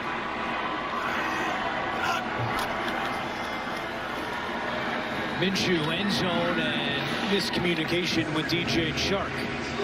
Jacksonville this year, 4 for 4 scoring touchdowns in goal-to-go situations. Don't forget, coming up, Verizon Halftime with our crew back in New York. We'll have all the scores and highlights on the Verizon Halftime Report. Ball is at the 6-yard line. Both teams have all 3 timeouts remaining. Big, tall, long guys who can go up and grab it down in this area. It's a handoff to Thompson. And Thompson inside the 5. Down to about the 3. Oh, that was to bleed the clock a little bit to see what... Give you a quick hitter on the Arizona offense. 3rd and 15. The Jets jumped offside, so a free play for Kyler. He takes advantage. That's Andy Isabella on the catch. 24 yards on the grab. Kyler is 10 of 17 for a $122 and 1 interception. FBI. And 43 seconds left. They've got another commercial break there to use in the Jacksonville and Houston game. Big picture. 7 games going on across the National Football League. That's been a very quick first half there in Houston with 43 seconds left. Got 4.5 minutes remaining here in Jersey. With a scramble. And Murray has to drop through the 7-yard line.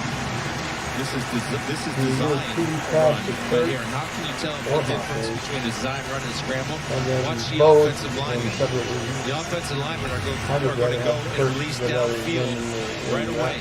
And while they're releasing downfield, Kyler Murray set up for the quarterback draw. And again, protecting himself. Get all you can get. Don't need to take any unnecessary hits. Watch that football. It's getting a little lazy. See that football hanging out there? That's a big, giant target. Are you saying you as a defender would try to knock that ball out of his hands? I think if you can hit him, the problem is you can't hit him. It's not going to go up to 7. Murray with lots of time. Nowhere to go. Directing traffic for the end zone, and it's off the hands of Dan Arnold. And the pass incomplete, but a flag down in the end zone. Nice. Before the pass, holding defense, number 30. Got penalties, of course, half the distance of the ball, automatic, first down. When it's 5-on-2, Kevin, you're going to get all kinds of time. The Jets defense undisciplined last week, having some tough plays here this afternoon. We'll watch it on 1st and goal in a moment. Devontae Booker just burst into the secondary for Kansas City, and Devontae Booker with a 43-yard rush for the Raiders. They'd love to get a touchdown there to make that a 1-possession game once more. Let him go.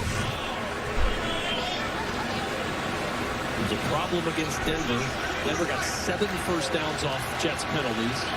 Cardinals get a first down off the penalty here. Kenyon Drake on 1st and goal is down near the 2-yard line. Kyle Phillips and Pierre Desir with the stop. 2nd and goal with 3:18 to go in the first half. Really good team defense by the Jets. Double box in the Houston Texans. Thought we saw maybe a very quick shot of Romeo Crennel. There he is, Romeo Crennel, the interim head coach now for the Houston Texans. 73-year-old Romeo Crennel, the oldest coach in NFL history, oldest head coach in NFL history. He passes George Halas. Papa Bear was 72 when he coached his last game for Chicago.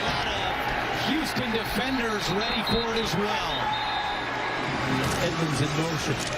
Murray will keep, as you said, Chris, running the football and runs it in for the touchdown.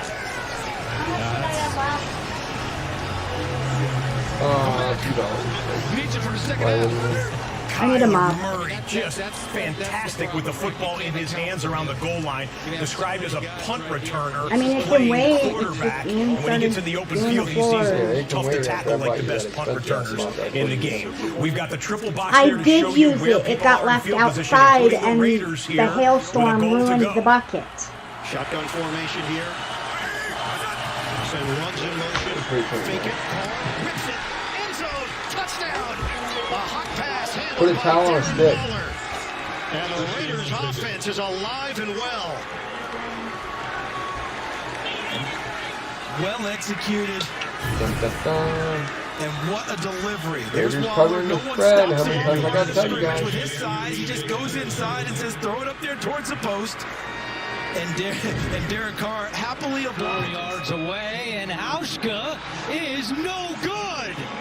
Jacksonville missed field goal. So many missed kicks. Work on game plan specific things for each week. It paid off there. Another touchdown for Las Vegas, and we've got ourselves a ball game. Carlson on for the extra point. And he knocks it through. Detroit brought him over. So we got a one-possession game there. That's the highest scoring first half thus far. Kansas City 21, Las Vegas 17. It's field goal range here for the Steelers. This play is blown dead. Movement prior to the snap.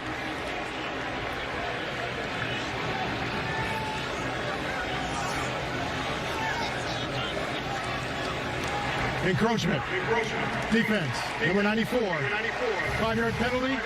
It's second down. Little game rewind as they mark off the yardage. This was a 2nd and 7 where Ben. Well, right now on our 4-game parlay, we've got the Panthers beating Atlanta. We're winning that one. But Eric Ebron was there to come We've got back the Rams and grab it. beating An effective one for Pittsburgh. 47. One of their first downs on this drive. We've got Texans beating Jacksonville. So we're winning that too. And we've got the Eagles hot. Second down and 5 from the Eagles 24. Roethlisberger to the near side. Schuster makes the catch. It was covered by LeBlanc. And the flag is... Passing game is heating up for Pittsburgh. We'll get right back to Heinz Field in a moment. On 1st and 10, Deshaun Watson, 30 seconds remaining, and they're throwing, and they're getting picked off. The Jags turn over the Texans. Sidney Jones, the cornerback, comes up with the interception of Deshaun Watson, so the Jags are going to get a chance to score again right before the half. Dodson was flagged. He's in at right guard for the injured DeCastro. Yeah, that's a big one there. That was a tremendous throw and catch. Would have put them in the red zone, gearing up, getting ready for another score. As time's winding down, we're going to start getting into this 2-minute offense. And you never want to see the offense take a step back, especially for something like that. That's clearly going to be a pass play. Pretty easy rookie mistake by Dotson. 4th round pick out of Louisiana. So it is now 2nd and 10, high snap. As Roethlisberger on the toss finds McFarland. Not much. So a 3rd and 10 upcoming. We are under 3 minutes remaining in the first half. Jim Schwartz, Eagles defensive coordinator. Remember, the Steelers deferred at the start of the game. Watch what just happened in the Rams-Washington game. You're going to have Kyle Allen on 3rd and 1 with the bootleg. He's going to run for it. And watch the hit at the end of the play. He dives and bang, Jalen Ramsey, helmet to helmet. Immediately the flag comes in on Ramsey, and Alex Smith is coming in the game for Washington. We'll get you there in a moment. This is one of the goosebump stories of the first half of the year.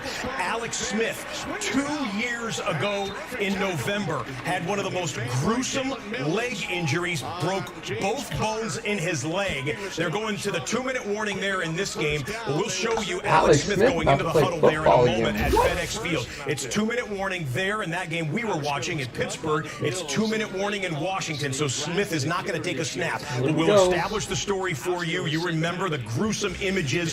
Smith looking like his career was over. If you followed his recovery, ESPN did a fantastic documentary on his sports rehab and coming back to the NFL. His leg was in jeopardy. Some would say his life was in jeopardy by the nature of the break we were watching, infections that he had to have multiple operations to repair. Gardner Minshew with a shot to the end zone, incomplete there. But Alex Smith, assuming that after the 2-minute warning, Kyle Allen doesn't come out of whatever fog he was in after the helmet-to-helmet contact, Alex Smith is taking another NFL snap, and you will see it right here on NFL Red Zone. Again, a commercial break in the Washington game. You're not missing it at this moment. Would you take another shot in the end zone here? I definitely would. You know I would. I got a 6-year contract as the head coach here. See what Jay Gruden dials up on 2nd and 10. Jags still have that one final timeout. Minshew, there's the shot in the end zone, but he overthrows the intended target, Johnson. And the clock stops with 4 seconds. We have offense number 75. 10-yard penalty. Repeat second down. First penalty of the season on Jawan Taylor. He committed 15 last year. Now you got 10 extra yards to kick the field goal. J.J. Watt has been asking for that call all first half, and he finally got one. And you know, once he did the spin move, he could have given up because they had a second blocker there. But when he tried to split it is when they had to hold him. So here's Hauschka, who just missed from 24 yards. This will be from 49. And his problem in Buffalo the last couple seasons was distance. Last year on field goals of 50 or longer, he was just 1 out of 5. Stay on sides, get those hands up in the middle if he has to drive the ball. How many of you think he's going to miss this? And this kick is no good. He missed another one. Hauschka 0 for 2 down the stretch in the Look at this moment. Goosebumps for anyone who loves the NFL. Tough for Kyle Allen in his first start as the Washington quarterback. But Alex, oh my goodness, let's watch. Into an 11-on-11 situation. Still has yet to have been hit in practice at this point. So as soon as he gets contacted, that's his first hit since that gruesome injury. And he's going to throw and complete it to McKissick. And McKissick gets it out to the 40-yard line. Oh, boy, you saw his wife Elizabeth in the kids' zone, the crowd. I mean, Boswell from 41. It is good. That's fantastic. Really, the only thing missing from this for Alex Smith is if this stadium was full of 80,000 to give him a much-deserved standing ovation. Absolutely. It's kind of exciting to see this guy play again. That was a brutal injury.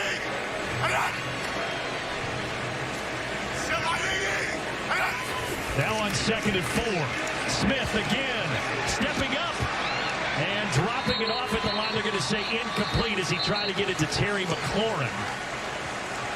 He slipped through the line. I thought he was going to take his first hit, but he escaped.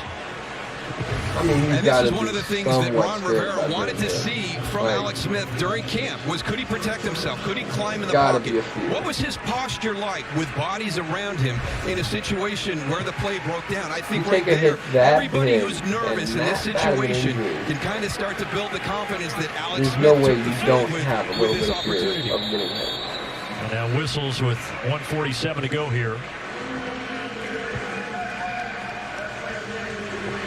They're going to look to see if that was caught. And now we take a look at this message from Farmers. We come back to Arrowhead, where Patrick Mahomes is going to make a little magic try and happen. Penalty flag comes in late. Could be in the area of holding. If you're wondering about Dwayne Haskins in the Washington game, by the way, so Haskins was demoted all the way to third string. Did not dress today and apparently has some type of an illness, apparently maybe a stomach illness, where he's not even at the stadium today. Dwayne Haskins not available to Washington. Replay first down. It is Remmers, the 8-year veteran who has stepped in for the injured Kelechi Osemele. Alex Smith gets hit. Watching him don't have a Thank you. Keep in mind, Dwayne Haskins not here, supposedly feeling sick. So right now it is Alex Smith or bust. And we see his wife Elizabeth thinking how nervous she must be, because I'm very nervous up here in the booth for him. And then with the kids there, and that was one of Alex's big answers to people who said, well, why do you want to do this? Why do you want to come back and put yourself at risk? And he said, you know, it means so much more for my sons and my kids when they see me do things instead of talking about doing things. So for his 2 sons right there and his daughter, here's your dad out here, you know, coming back from an injury. Everything that I always talk to you about and challenge you about, how life can throw you some crazy scenarios and you just got to keep fighting and just keep standing back up. He gets to show that. It's above words. It's his actions. And that was his driving force, really, through this whole process. You know, despite the 1-3 record, here's what they're looking at. Terry McCullough, this was ruled incomplete. Subscribe and enjoy what you're seeing. And did Football, he sports it betting, fantasy talk every week. Boy, Most doesn't look like of the week during the week we're there's doing nothing there that you can overturn that.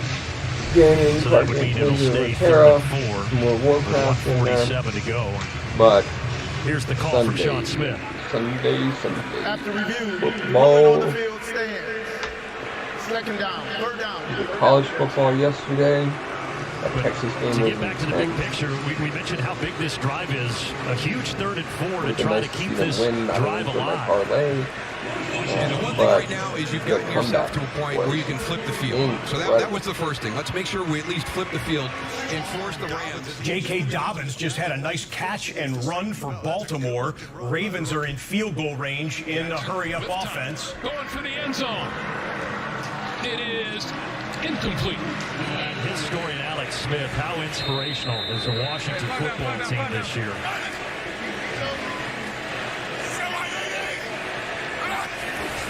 3rd down and 4.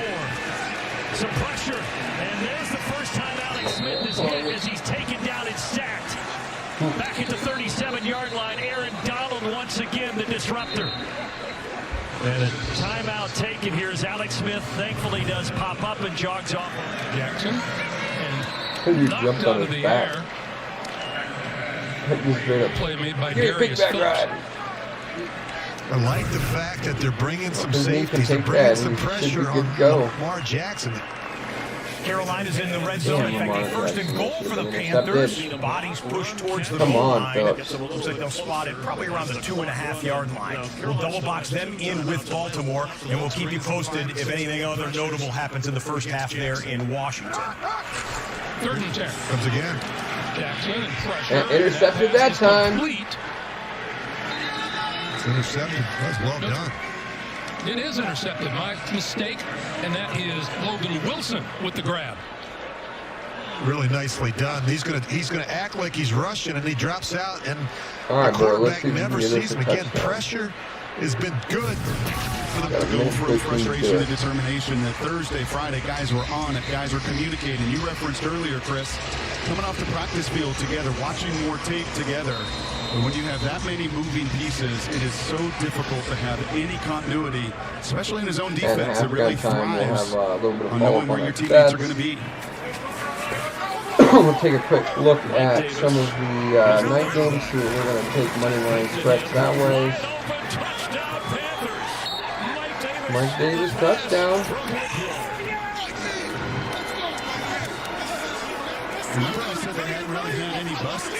You check on our fantasy team, see how our fantasy lineups are going. Looking up at the replay, and he's going to try to be as encouraging as he can be. But when you've got a running back, and it's difficult in those big, heavy jumbo sets, but you got a running back and no defender within 10 yards of him, you're going to see the eyes of the defense wrong, and Mike Davis just feasts on this. Well, it's not like Mike Davis was one of the leading receivers, too, for this Carolina team.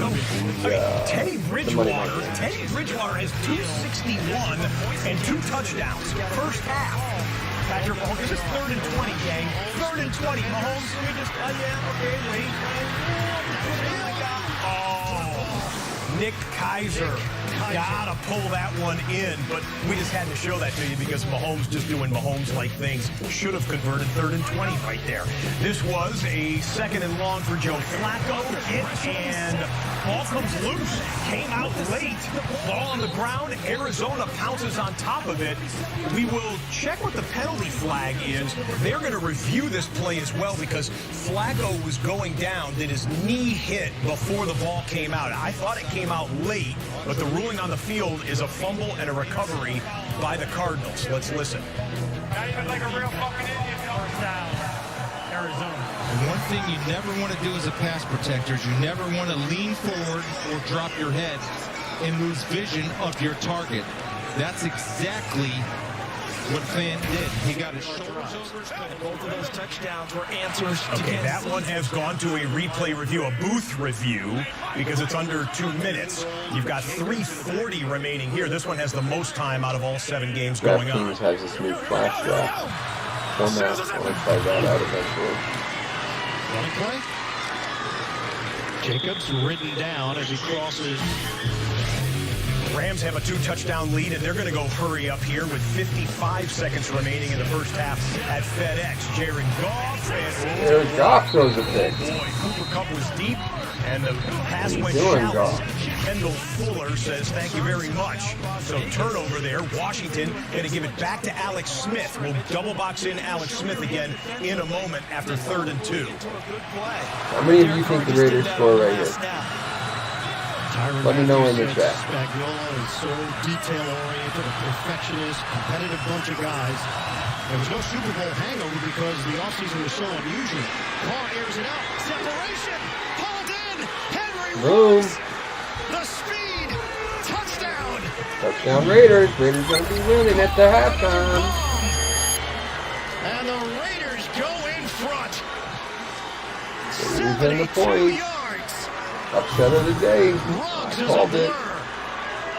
And he just goes. Charvarius Ward couldn't even get out of his back pedal. Not saying for sure the Raiders are going to outright win, but they definitely cover the spread. Tell us old DBs all the time, Ian, if we're even, we're leaving. And he was long gone, and a beautiful throw by Derek Carr. But plenty of air on it. And don't look now, but the Raiders take the lead in Kansas City. Good game brewing there at Arrowhead. All right, 41 seconds remaining here. Alex Smith at QB. 41 seconds left. Smith stepping up again. He's Thank you, Soldier. Appreciate it. Very sad that Miller is out this season. Very sad. Now hurry up for Washington here. We're going to double box in the Bengals and Ravens game. 17-0 there with 43 seconds remaining. 15 yards on 7 carries. That's not going to get it done. Or maybe my breeze point. Steps up and then goes down back at the 25-yard line. They keep talking about the Cincinnati defense. I've heard Wentz is horrible from a number of people. I have a lot of Eagle fans. They've done a good job against I Lamar do Jackson. have the They're getting Eagles pressure on in him. this They're getting hits parlay. on I him. do think they can beat Forcing the to throw the Steelers. I football don't think the before he's Steelers ready. are 3-0 team. 4-0 team. It flats to Dobbins, and Dobbins is run out of bounds. But yeah, Wentz needs work. I was curious by Baltimore. They let the clock go down to 15 seconds. Then they Yeah. throw a pass. They're still in their own I territory. felt really good about their team this year. Carson Wentz trying to go for a field goal or better before the half. I'm not a fan of Locke. I think he's made it last. God, that should have been a catch. What are you doing? That should have been a touchdown, Eagles. 14 seconds, one timeout. That was not Wentz's fault. That ball went right through his hands. A mistake there by Isaiah Wright on his 7-router out route. Then Carson Gotta Wentz starts catch that. scrambling. John Hightower sees it. He immediately. I actually really hope that we get Lance in the draft next year. I would love to see Lance in Broncos jersey. I like that. I You're would going to keep absolutely love attacking. it. Go ahead and keep throwing the ball deep down the field. Test that secondary. I would like us Make to sure you pick keep up them honest. 14 some offensive line. 3rd down and 10.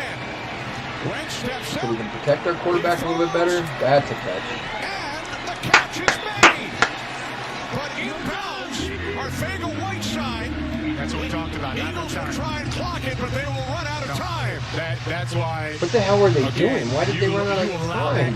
Isaiah Wright. Eagles just completely blew a chance to score. Standing there dancing with the ball? What the fuck? And now Los Angeles will go with the freeze method here. Unreal. The Eagles should have had that score. Alex Smith. Boy, I would love to know what he is thinking. I'm just so happy that he's been able to stay out there and really, I would say, all things consider, enjoy a pretty successful restart to his NFL career. Just a huge stepping stone for him, the one where he's climbing the pocket and Aaron Donald jumps on his back and he takes a couple of strides with all that weight on his back. But yeah, we're definitely going to get a high point. draft. What has this done for this organization? Can we turn our season around and maybe make the playoffs this year? We do have the talent. I mean, Tim Patrick's great. Judy is just coming around. Vance is a beast. We literally are talking in the studio here. We have goosebumps and even tears in our eyes a little bit to see a pro like Alex Smith make it all the way back in life and all the way back to the profession and the job that he loves, quarterbacking an NFL team. Just something there. I said this last year, the worst thing to ever happen to us we have one play remaining, barring a penalty here. Patrick Mahomes signing that big ass contract. 61-yard field goal. We know he's got the leg. I would not be surprised if Mahomes and the Chiefs win the division for the next 5 years straight. Not shocking. And that is so hard to say. Sam Cook. Another missed field goal. To the right. So many missed kicks today. So many missed kicks this year. What the hell is going on with the Eagles? We've got 2 more games remaining with time in the first half, and then the second half is just getting underway in the Jags and Texans game. It's just a great play by Hopkins, and it should be just field awareness and something that is drilled all the time. These guys are so good at this in this league. And celebrate the athletic ability and the field awareness of these guys is always remarkable to me as they comes out on the field. What is going on? To reach 9,000 there was plenty of time for them to get there and clock it if they didn't get it around. That's frustrating. That's really frustrating. Because I believe in my parlay. I mean, we're just doing small bets on our sports bets today to give an idea on how people can build big pools on sports booking with smaller bets. Okay, 17-3, the scoreboard there.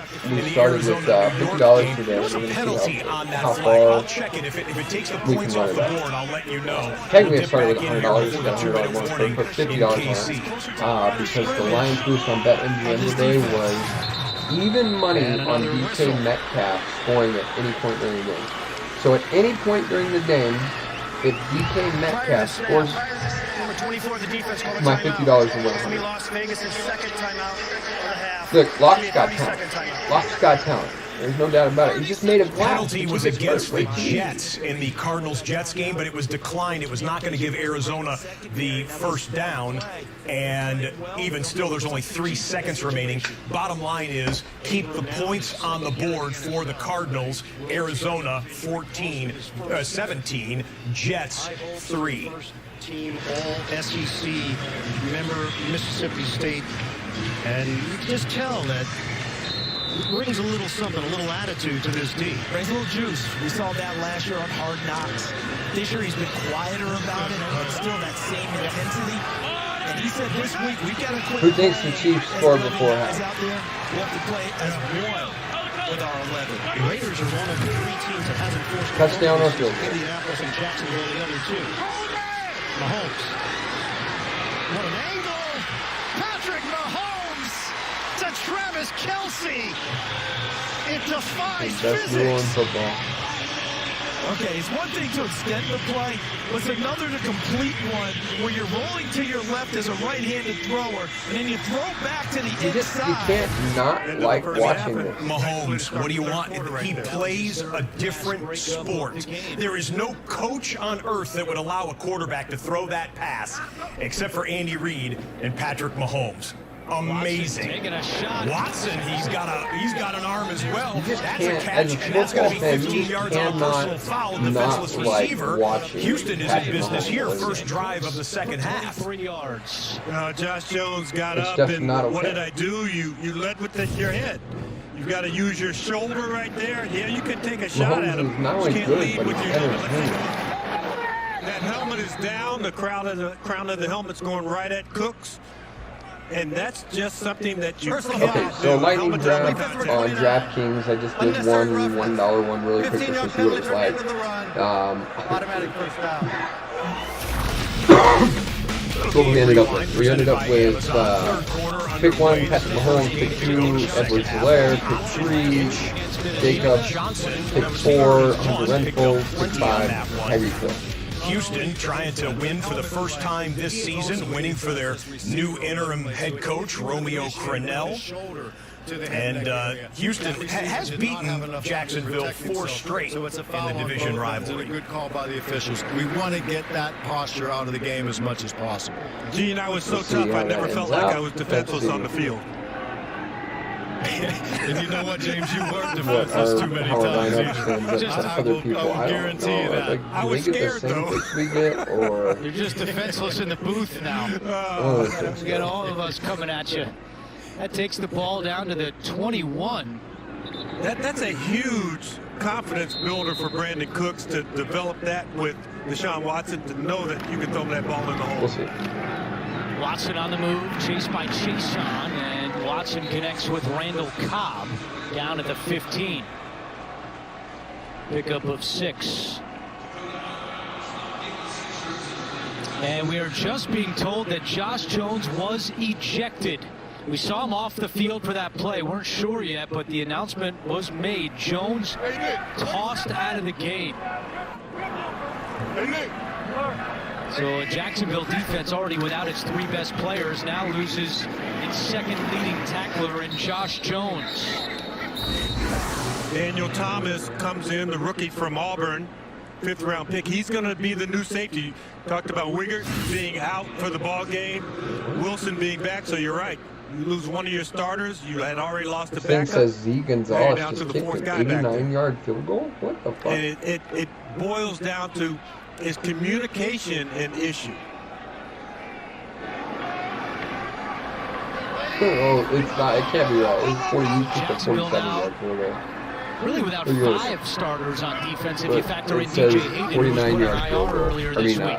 89-yard field goal. So Watson just feeling the pressure, 89-yard field goal. steps up, and he overthrows David Johnson. I don't know if you guys can see that. Johnson was open, but with Watson. Just 2 of the 7 games are active right now. Ooh, Deshaun Watson was down at the end of that play. We'll check that. Maybe you can see it But there for a Mahomes second. has his guys in long 89-yard field goal range. Mahomes looks. Mahomes runs out of bounds. He gets that extra yard with the acceleration to the 29-yard line. The pressure God, is so better fucking from pissed the about the Raiders. There's Eagles no getting blowing their around chance it. to That score. front four is doing a much better job. But what's the problem, Ian? They're not getting home. They're not finishing it in the backfield. He's still finding a way to elude, escape, keep plays going, and make something out of nothing. Vegas came in with just 4 sacks this season, fewest in the league. Only had 29. And Fairbairn is good. First half, 2nd and 4 for Kansas City. Mahomes. Check it down. It's offline. Incomplete. Darrell Williams, the intended target. And live to see another day. 3rd All right, and let's 4. check on our. We're at halftime in most of our games. Coming Let's up check for on us our at games. halftime report, JB and the gang back I'll in start New off with York. my Scores and Dynasty League. highlights. All coming up for Rising. Halftime Dynasty report. League. My Travis Kelce roster on. starting 7 today targets, is 6 catches, Minshew. 95 yards. I used my backup. I picked up off the waivers this week to cover Aaron Rodgers' bye week. He's at 10.6 points. PPR league, by the way. I got Robinson at running back 1. He's at 8.3 points. I got Lockett's not played yet. Will Fuller at only 4 points. I really expect him to have a better game. I got Tyler Higbee at 3.2 points. That's the first catch I got of the Todd year Gurley that at I have down for Pringle. 14.8 points. Correct with you? And flex Or am I spot off? 1. In flex spot 2, I've got Mike Davis at 19.9 So Kelsey I've got comes the off the Seahawks field. defense and Butker as my kicker. On my bench, I've got Le'Veon Bell. I've got Melvin Gordon. Since the game got postponed, and Rodgers on a bye week, I got Devontae Freeman that I picked up off waivers a couple weeks ago. I want to see how we get Jackson, New York. I think he has potential to have a big second half of the season. I got Tanyan that I just picked up off the waivers at tight end. I think he continues to have good games. He's obviously not going to have a monster game like he had this week, but he's the real deal. I've got Cooper Kupp on my bench.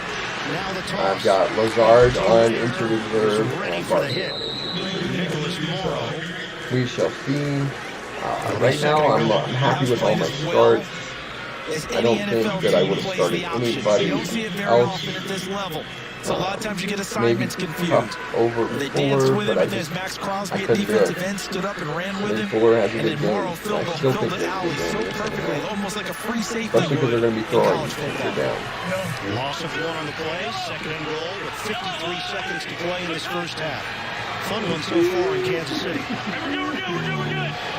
Let's go to our small dollar Yahoo league. From the gun. This is just a fuck around league, pretty much. There we go. Oh, I better not get called back. I knew that was hilarious to have that touchdown for my big money league. Offenses like to run rub routes. Defenses call them picks. Let's see what this flag is before I go into this. Chiefs were celebrating, but then it was quickly muted.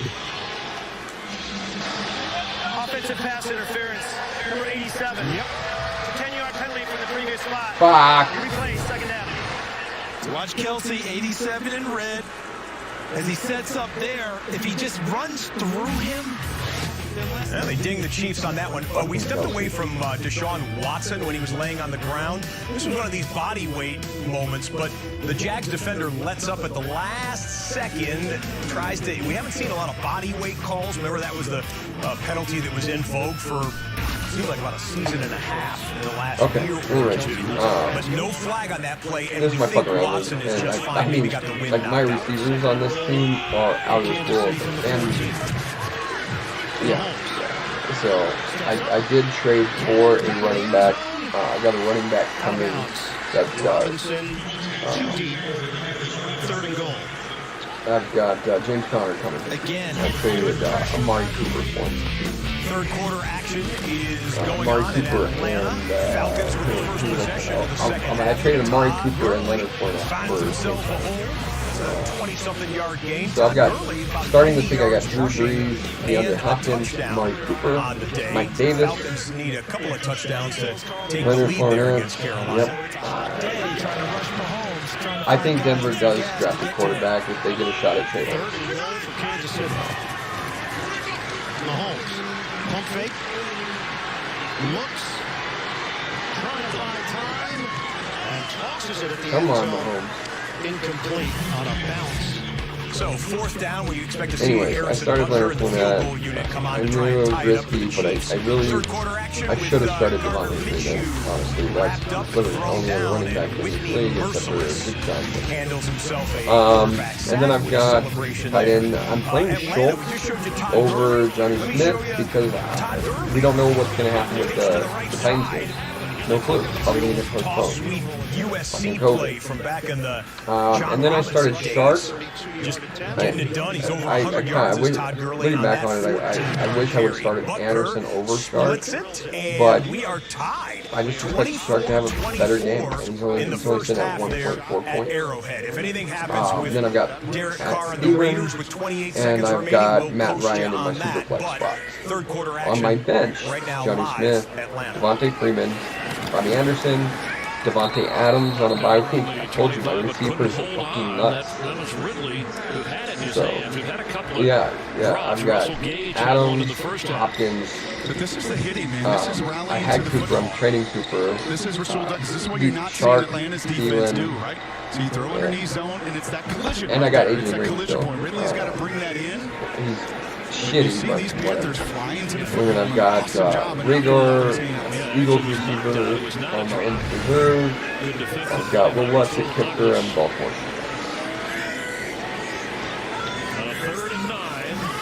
Matchup looking like we should win this easily, even with Shark. Like Zacchaeus was finding his way into the middle of the field, but yeah, our big money league, serious league. And unlike when Atlanta rolled the dice, right? And I've got Patrick Mahomes started. Thielen, I've got Deontay Johnson, who is fucking soccer again. Hopefully comes back in the second half. I've got Laundry, I've got Chris Carson and Clyde Edwards-Helaire. He's not having a great game. Hopefully he has a better second half. He's got it. I've got Alec Cox sitting at tight end because Vance is out. Kicking for Atlanta. They missed him last week, did the Atlanta Falcons. 20-10 there. And then I've got Tanya that I picked off the waivers, who I actually started last week when he had the big game, which was great. He's taking the hit early on. And then I've got intentionally and I've got Bourne sitting in my flex spot because I had John Brown on my bench and his name's up in the air, so I'm starting Bourne over him. I got Patrick from Denver, wide receiver, on the bench, they postponed, Vance, Runyon. After this week, I am dropping probably Alec Cox for either no receiver or backup running back. And then I've got Hyde to handcuff Carson. I've got Akers, who has been on my injury reserve, but came off this week. Didn't start him this week because I'm sure they're going to ease him in for a week or two. But I do expect Akers to be a decent RB. You know, you make the tackle, if LeBron makes the tackle right there, you're good. But he doesn't make the tackle, and that's great effort by Eric Ebron. Extending this down, trying to get the momentum back to the Steelers, because Philly had all the momentum going into the half. Even though they didn't score, they still had the momentum. Fourth reception for Ebron today. New set of downs for the Steelers from the 37 on the toss. The end around the 20. Ray McCloud inside the 30, the 20. Finally taken down inside the Eagles' 10-yard line. 58 yards for McCloud. You have to be aware of Ray McCloud. Sitting in Then the I've got he's gonna come around on the reverse. This is what he does. and That's Chris the speed that he has, the quickness, and then we're gonna watch the blocking. Look at all the offensive linemen. Vance McDonald right here, was huge block on big Darius time, Slay, right? and then just springs him. Now he's thought out he there. was It's like a going kick as the return. starter It's a in punt return or kick Jacksonville, return. You then he got clear out hurt, both sides, let him run I'm right down through the kind of wedge. stashing That's a him great because I play think call they and play tremendous him effort by both Vance McDonald and McCloud. later in the season.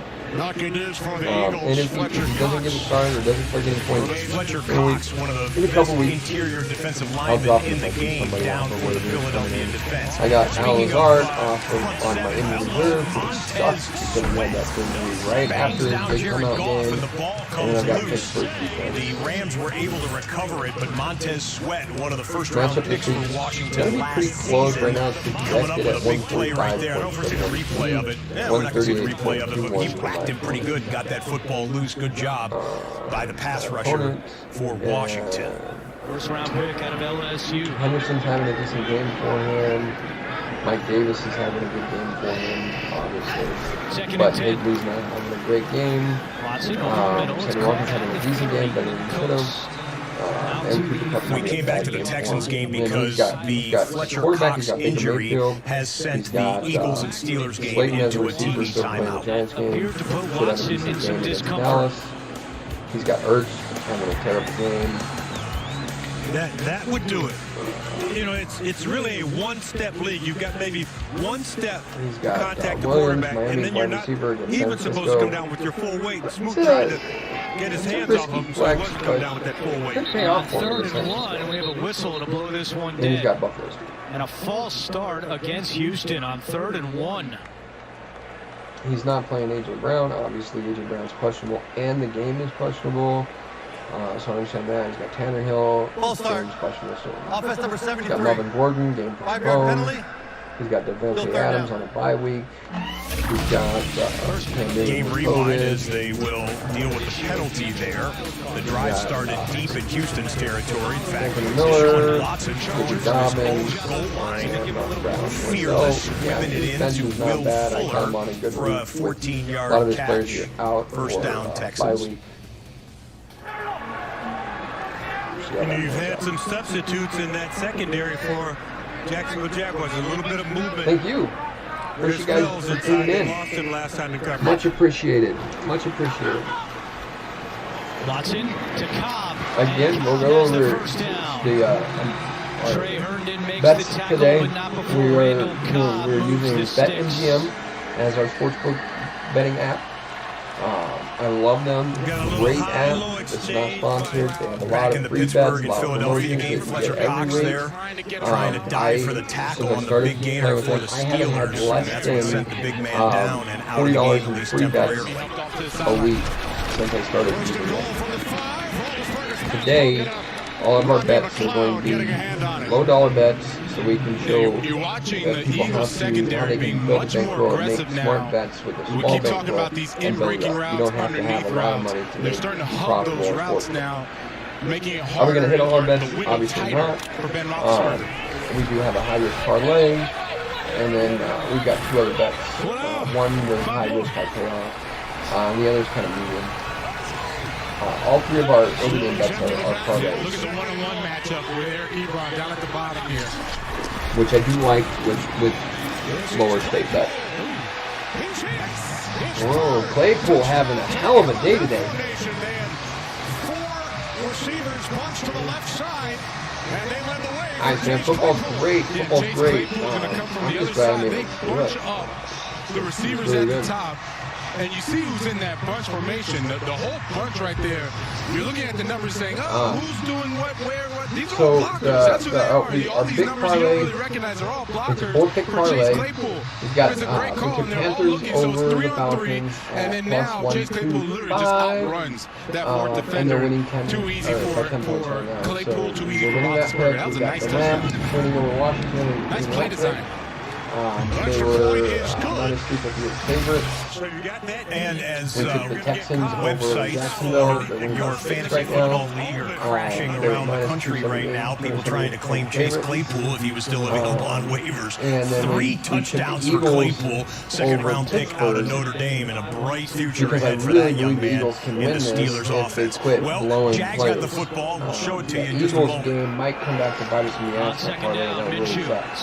But this is a $10 bet that has a payout of 156. And then I thought the Bengals were going to have a much better game against Baltimore. The division games are always usually really close.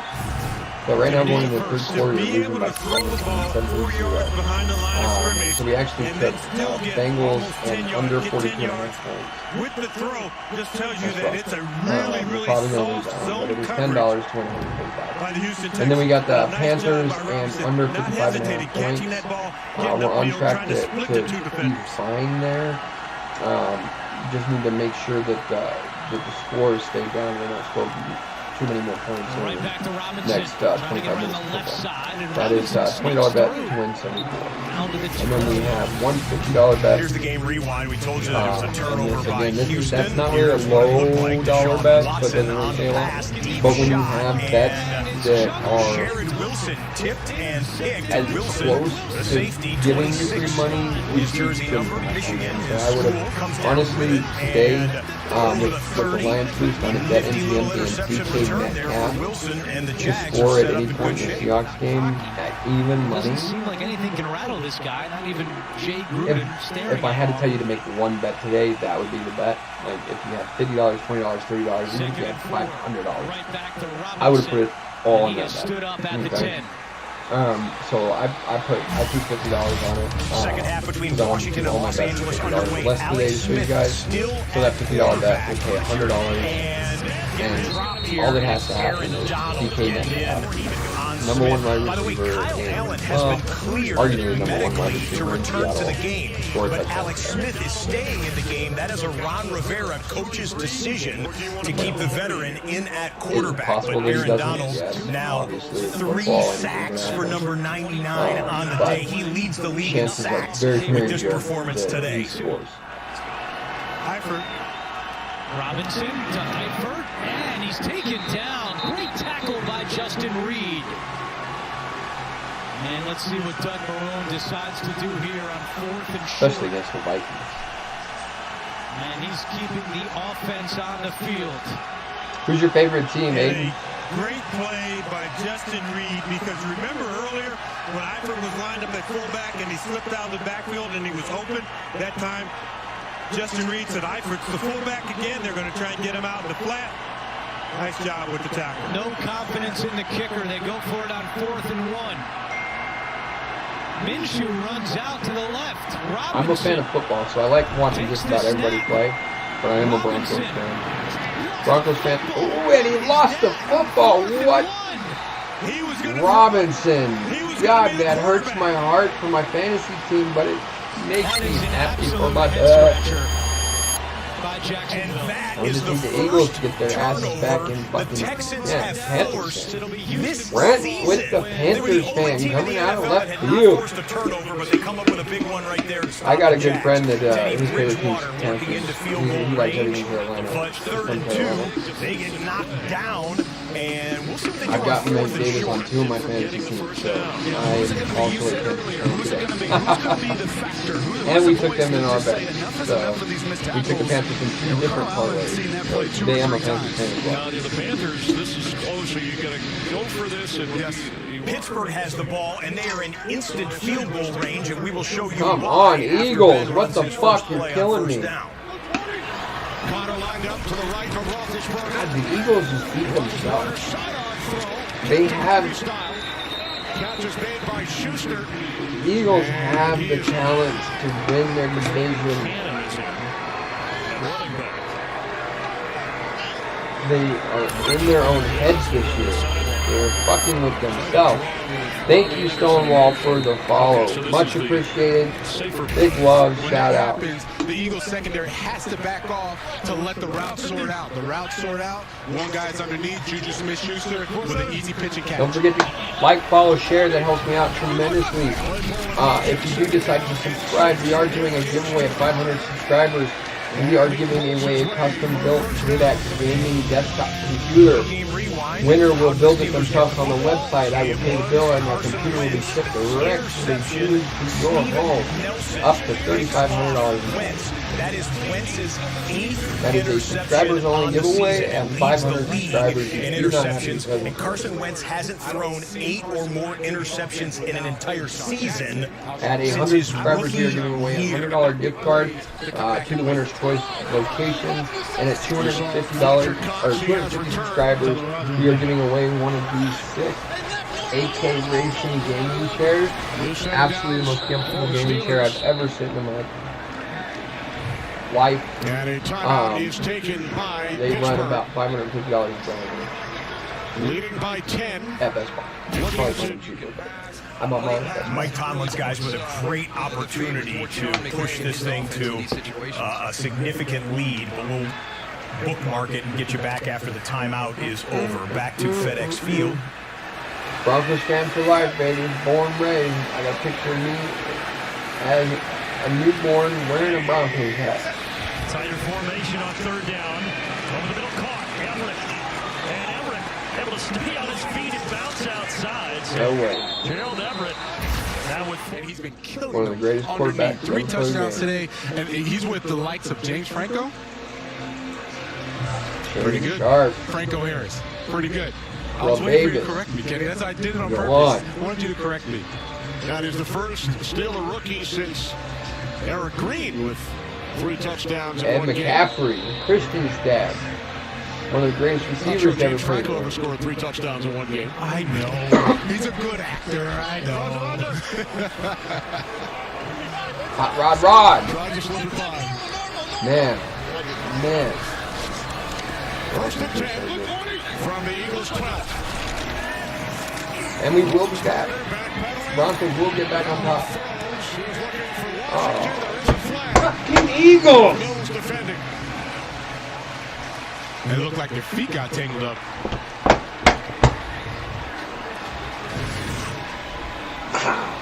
Fucking Eagles! Pass interference. Defense, number 21. That foul occurred in the end zone. The ball will be placed at the 1-yard line. Automatic first down. Now we're talking about this parlay must be. Check out the Baltimore attack on 3rd and 5. Lamar steps up, now throws back across his body. Hollywood Brown is there. He gets loose and darts out of bounds, not until a 20-something yard gain on the pass play. First down, Ravens will check it. That one actually went for 30 yards. It's a shame his career got cut a little bit short. Connor in the backfield. Such a good stand-up guy.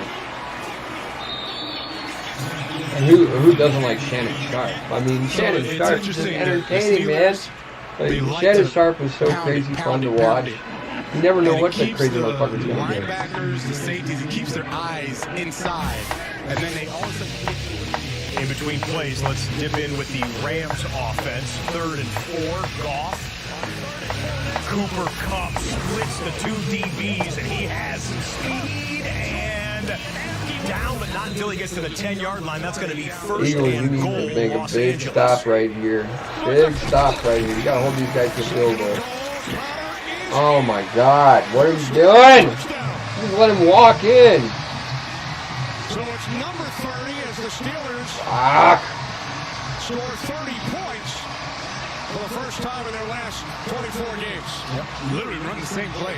They ran it the first time. Got a yard. You use your tongue prettier than a $20 hole. The replay of James Conner extending the Pittsburgh lead as on 1st and goal, the Rams had an incomplete pass. 2nd and goal now from the 10. For the 40-plus yard play. And they've got a 70-yard drive going after that big connection to Kupp. We're going to hit every one of our picks in that parlay except for the fucking Eagles. Inside and bouncing it outside. And they could easily win this game. Gathered up by Montez Oh, I Sweat, think they who's still been pretty can. active out there I think today they can for still come back and Washington. win this game.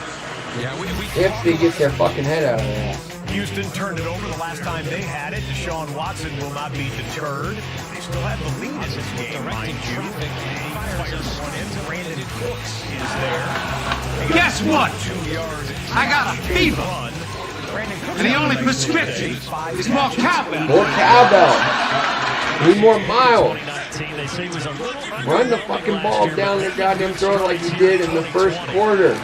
as Goff throws it towards the end zone, but incomplete. Well, there was coverage everywhere as he tried to fit that into Cooper Kupp. Yeah, and this is one you're lucky that you're not walking. Don't off the forget to field check out your 6 booster Washington's offense is GGG coming merch out. That is a real at small window. Thomas Davis Sr. right there, opportunity to make a play on that ball. BoosterGGG.com/merch. That's a challenging throw right there. We got by some Jared Goff. sick Lucky he hats, got away with one. shirts, we've Thomas got Davis Sr., the oldest backpack, man on the we've roster got at mouse 37 years pads, of keyboard age. pads, Good we've play. got it. You want it? We've got it. Turned out really good. Merch just went live a couple weeks ago. Absolutely love the way it turned out.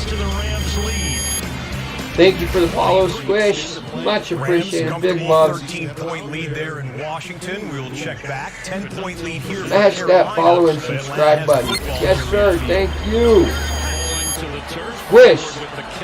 I appreciate you. I appreciate you a ton. Obviously, he's finding his rhythm with Ridley. Yeah, no question the 2 feet are in. What's there. up, Dom? The only question was whether he Hey, stepped big guy. out before he tipped it Thanks for over. tuning in, brother. That's back-to-back plays now where Ridley's getting involved. Loco, thank you. Appreciate the follow. Big love. You got this gift. My ears to the ground. Brian Hill and running back. Dom, give me an upset. Blitz coming. A good upset on the evening game. Gets near a first down. There's a flag down on the other side I'm of the going to field. put together a parlay Where for the Smith evening ran. game. Check the penalty I flag in haven't the really looked at Carolina them yet. game. Wanted to at halftime, didn't get a chance. Let's see what we got. Derek Carr and ball knocked out of his hand and goes down. Afternoon But they said game, his I arm think was so. going Yeah. forward. Incomplete Let's pass. see. I think the Dolphins can beat the 49ers. Oh, bold predictions. Second half. against the Atlanta Falcons. I don't think the Giants are going to upset the Cowboys. This puts them in a hole here. I think the Browns can. Well, the Browns are favorites. Actually, I was going to say I think the Browns can beat Colts, but they're favorites. Seahawks are beating Minnesota. Right, these zone teams, I like the Chargers to beat the Saints. I like the Chargers to beat the Saints. I do. They're in New Orleans, though. That's the only thing that makes me a little bit hesitant. Now 2nd and 21. On a delay, Ito Smith gets to the 42. They'll bring up 3rd and long. And, you know, well, we just saw this in the I think for an evening parlay, I think we'll take this Chargers plus 7.5. We'll take the Seahawks straight up. I mean, I don't know that I want to touch the Browns. Take the Cowboys straight up. Well, Boger doesn't have anymore, I guess. He's okay. To take the Dolphins plus the point. Get 8.5 points. Dolphins plus 8.5. Chargers are only getting 7.5 on BetMGM right now. Dumb. Just outside the red zone. Week 5 of the NFL on CBS. 7th play of the I like the Chargers for plus 7.5. And the Texans. I do. They've got the ball at the Jacksonville 30-yard line. Let's see, if we took the Chargers plus 7.5, the Seahawks straight up, the Cowboys straight up, and the Dolphins plus 8.5, a $10 bet would pay $63.08. Picks up another Houston first down. Oh, the Chargers game is tomorrow. I don't really want to do that. I want my payouts to be today for stream purposes, obviously. That'd be something to do later. Stress on all the backup players who are in for the Jacksonville Jaguars with so many injuries. You think the Dolphins can win straight up? For the first time, playing extended periods for the first time. It's tough to communicate and to be on the same No, page. I don't think the Dolphins can win straight up. Dolphins plus 8.5. With coverages, they're man-to-man coverage. I'm a little bit hesitant to take it at 8.5. It'd be a no-brainer if it was Dolphins plus 10, but Dolphins plus 8.5 is rough. I needed that Will Fuller touchdown. I needed that Will Fuller touchdown.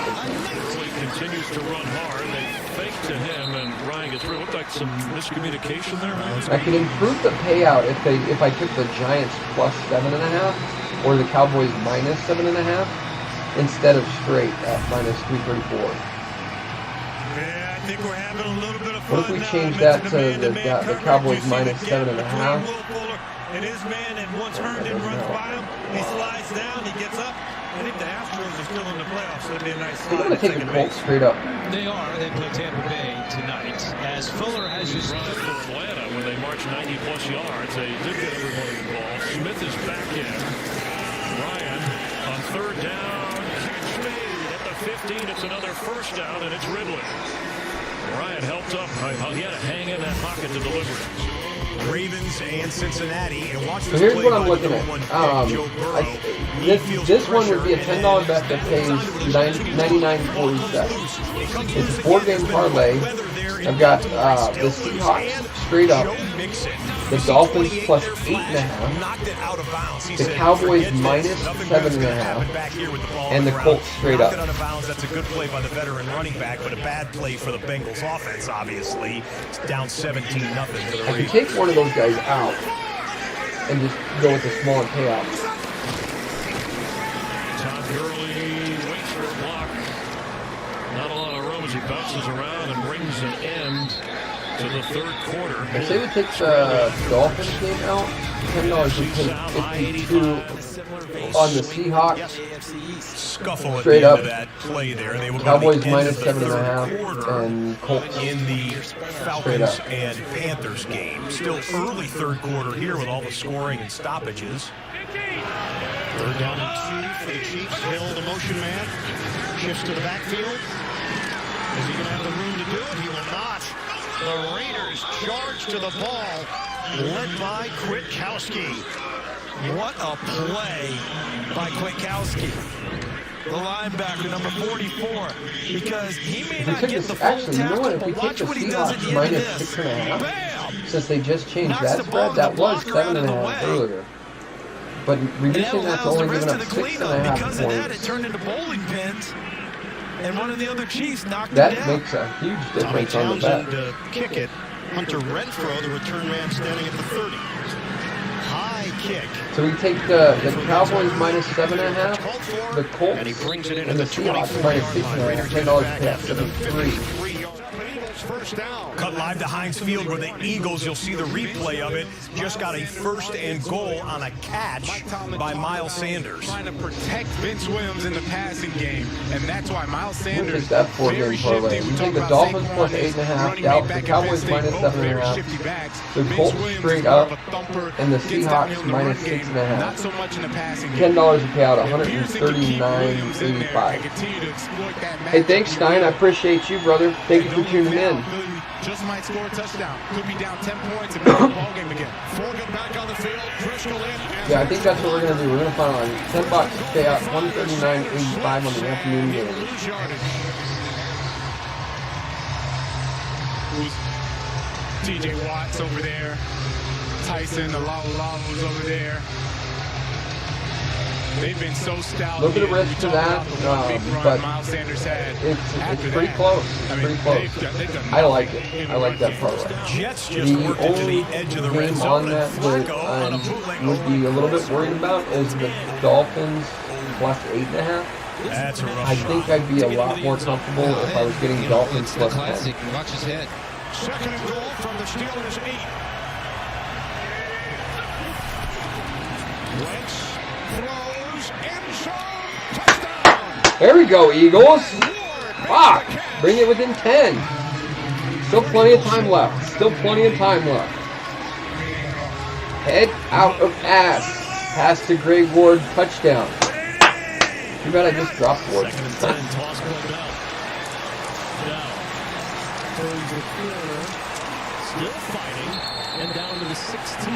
Picks up What we're 6. looking at right now on our fantasy. It's going to be 3rd down for the And Jets that in a touchdown moment. for This is what the Edwards big play would was have on the made a drive. huge Joe Flacco, difference. Jamison Crowder drops it in on him, and that's a 52-yard pickup to the 21-yard line Getting for Crowder. some carries. When you're in this area, this is what we talk about.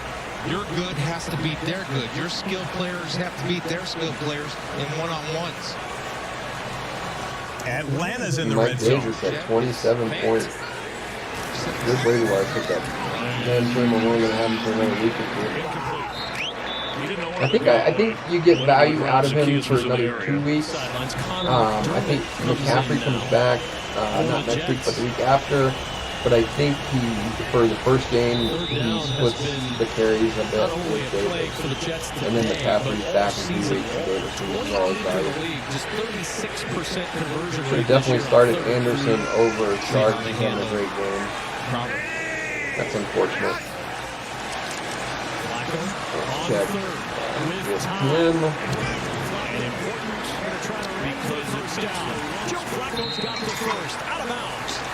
Flacco just ran for a first down. Damn, I almost choked on my drink. Flacco's old So the ass. Philadelphia touchdown made it an 11-point game, and Doug Peterson goes for 2 Fuller's when he's jumped to down in the late second 15.8 half. Or points. second half win. It's an 11-point game. Glad I He gets started it. him now. I didn't grab it. Lead the Cooper back of jumped the up end to zone. Either way, 11.6. it's a So still 9-point game right a now. better You start analytics for folks Fuller. can have fun with that one. Down 11. Obviously, Gurley and Go for Davis in 2. my flex spots were used 22 and 24.6 points. James Robinson having a disappointing game with only 50 yards on a First down fumble. blitz coming. Flacco gets rid of it to Crowder, who slips a tackle, lunging for the goal line. The ball pops out, and it's a touchdown for the Jets. Touchdown, yeah.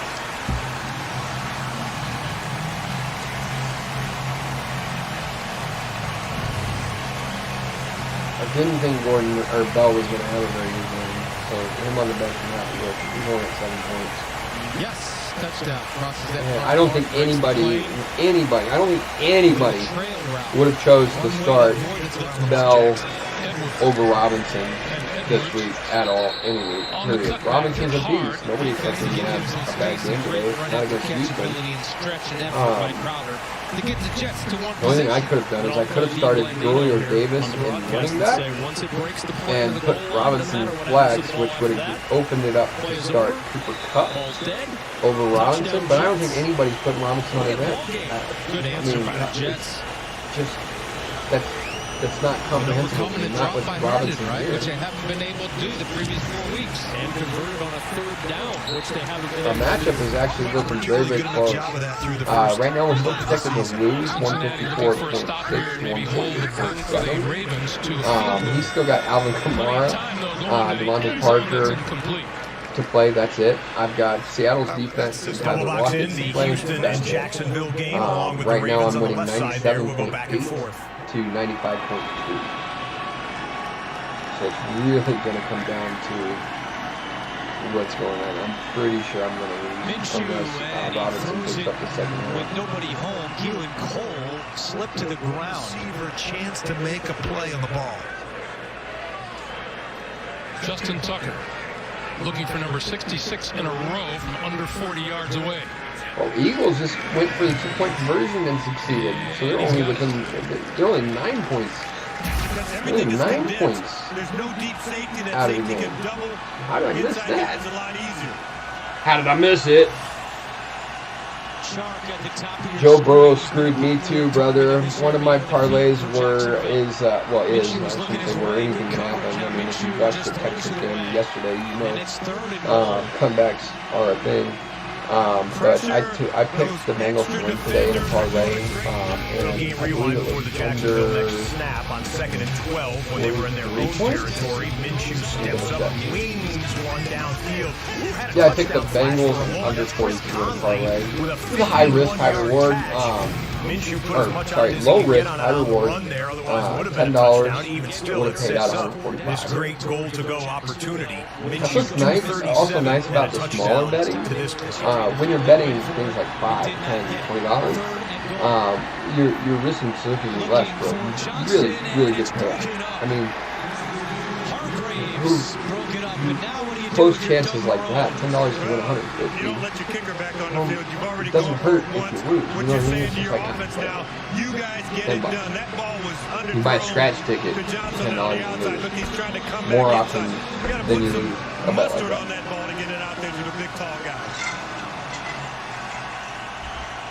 Well, last time Jay Gruden dialed up a halfback pass to James Robinson. 4th and goal. 10 minutes left to go to 4th. I want Houston to win this, obviously, for a parlay, but I really want Robinson to score a touchdown really quick for the fantasy. Minshew in trouble, steps up, throws on the run, and it's caught for a touchdown. That was not start for Minshew. That fucking sucks. The Jaguars get it done on 4th down. I guess Minshew a couple of times on that drive, Minshew that actually does help me while throwing on the run. This time the touch in close. Starting at quarterback. And it seemed like each and He's every play Jackson down starting here, at quarterback. when you got Jackson's close to the only goal line, got he had to 13 scramble to buy more time and also to get throwing lane so that he could see clearly to throw through.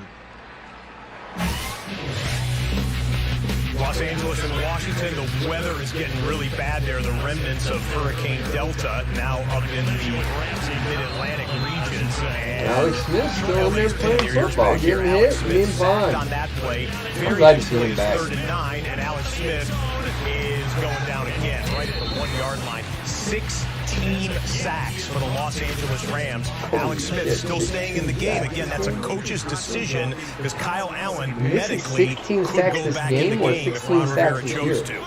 Go back to Pittsburgh. I think they said 16 sacks this game. That's insane. First down. And remember, who was the first person that Ben Roethlisberger called after his surgery? Mike Tomlin told him, hey, I want to come back. I was a sack monster when you hear that from the coach, you know that they have a special bond, and it's one game I had 6 throughout sacks. this and every other game I had dynasty, frankly. They have 2 Super Bowls together. They've done a tremendous job. 2 Super Bowls for Ben, one with Tomlin. One with Tomlin. Steelers have scored on their last 5 possessions. Stop him. Good stop, Eagles. Connor is tackled at the 31-yard line. Down by 9. Still plenty of time for the Eagles to win this game. Plenty of time. I like the adjustments Randy Victor's made. You saw the 3rd down conversion, again, going back to these bunch sets, keeping everybody tight. You notice right? I want him to go back now. I need to look that up and see if the Rams, how many sacks they got this game. It had to have been kind of bunched inside. Had to be. And that forces that Eagles secondary. Over 20 sacks in one game? That's ridiculous. It forces them to be off man coverage. Good Lord. Actually, I could just check. I'm sure somebody's got the Rams defense on the fantasy team, right? This fucking Claypool kid, man, out of nowhere. What the fuck? Steelers, first down. Man, you talk about it.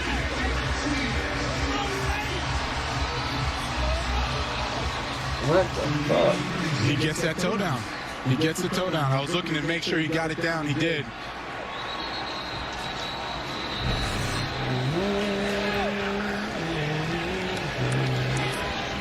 33 yards, and now a challenge flag. See if we get another replay on the Claypool catch there. Ruling on the field was a catch. Please This is a call 4th and 1. Please call it Kyler Murray, great play fake. Hey, thanks for the follow. Is it Zula? Trying to make this a 2-possession game. Zula. Sorry. Thank you for the follow. Much appreciated. Big love. Your job. You're playing man coverage. You have to stay on man, whether that's May or the outside back or Jenkins. One of those guys has to stay on coverage. In a gutsy call by Cliff Kingsbury. One of those 2 guys dropped it. One of those 2 guys was responsible. Mental error, again, hurting the Jets. 6 straight conversions for Arizona on 4th down. And Kenyon Drake is going to lose a couple on that play. Kansas City with it in the tie game approaching the midway mark of the 3rd quarter. On first down. Not much of a crease, and Edwards-Helaire is tripped. Littleton involved in that action, limited to a 2-yard pickup. He is the leading rookie rusher in the NFL, certainly getting more opportunities than most rookies at that position. What do you think of him coming out of college? Oh, I liked him a bunch. Wasn't the top-rated runner, but total package. They have 6 sacks this game. That's still really good. But definitely not over 20. Mahomes on 2nd and long. Mahomes looked like he was getting ready to pick a monster hit. Thank you for the follow, Cloud Star. Much appreciated. Big love.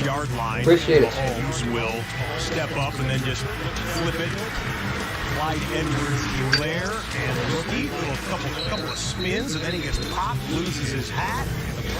Someone give him back his Panama. Right there, he thought about Had to work in a Van Halen reference here. R.I.P. Eddie, one of the all-time greats. Good job being able to absorb that without it being a big-time hit against him. 3rd down and 8, shotgun for Mahomes. You look tired. You need to pick it up? No. Mahomes looks downfield. Delivers. Incomplete. Kelsey with 2 defenders there. The combination of Lawson and Littleton. I think what happened on this was Kelsey set up for the pass, and then the ball was out in front of him, and now he has to move late. Double box in the Cardinals here. They are now on 2nd and 3. I need a drink. Pardon me. From the 16, Kenyon Drake. Up first up the middle, breaking tackles, and Drake barrels down to the 8-yard line. That's north and south. Wow! Wow! Wow! All I can say is wow! He motivates that running back. What's a guy at your position is playing pretty well. Look at DJ Humphries down there getting to the 2nd level. And I love the fact that Kenyon made his mind up to run that straight line. Off waivers to cover for Rogers. 2nd and 2 at the 8. Happy with that. Hopkins at the bottom of your screen. It's Drake again, straight ahead towards the goal line. Kenyon Drake is just short of the touchdown. First and goal from the 1-yard line coming up for Arizona in Houston. 2nd and 6. Sean Watson and Brandon Cooks. Wow! Wow! Wow! All I can say is wow! Cooks has 7 catches for 133 yards. 15 followers and new subscribers. Not a bad stream. Not a bad stream. Watching football. I like the yellow one more than I thought I would. You don't like the yellow Red Bull? By the offense. Feeling the 3rd and short coming up in Houston. Let's watch it live as they celebrate the touchdown for the Cardinals. Yeah, it is kind of like kind of like a pineapple fruit. Like a passion fruit.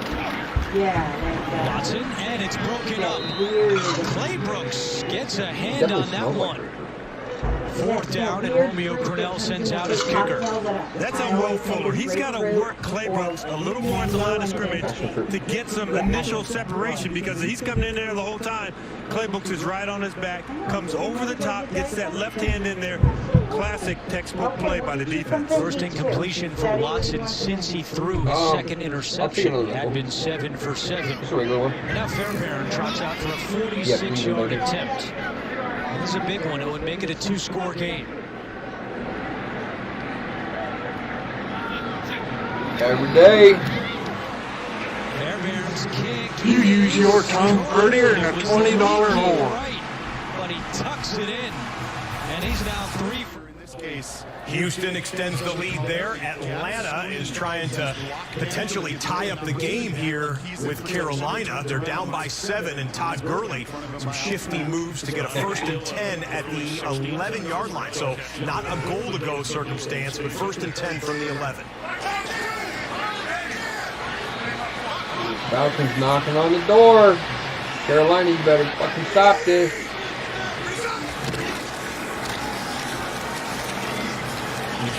Forward inside the 10-yard The line. Falcons to be 0-5. Just over 10 minutes to go in the 4th quarter. Carolina came in here after back-to-back wins.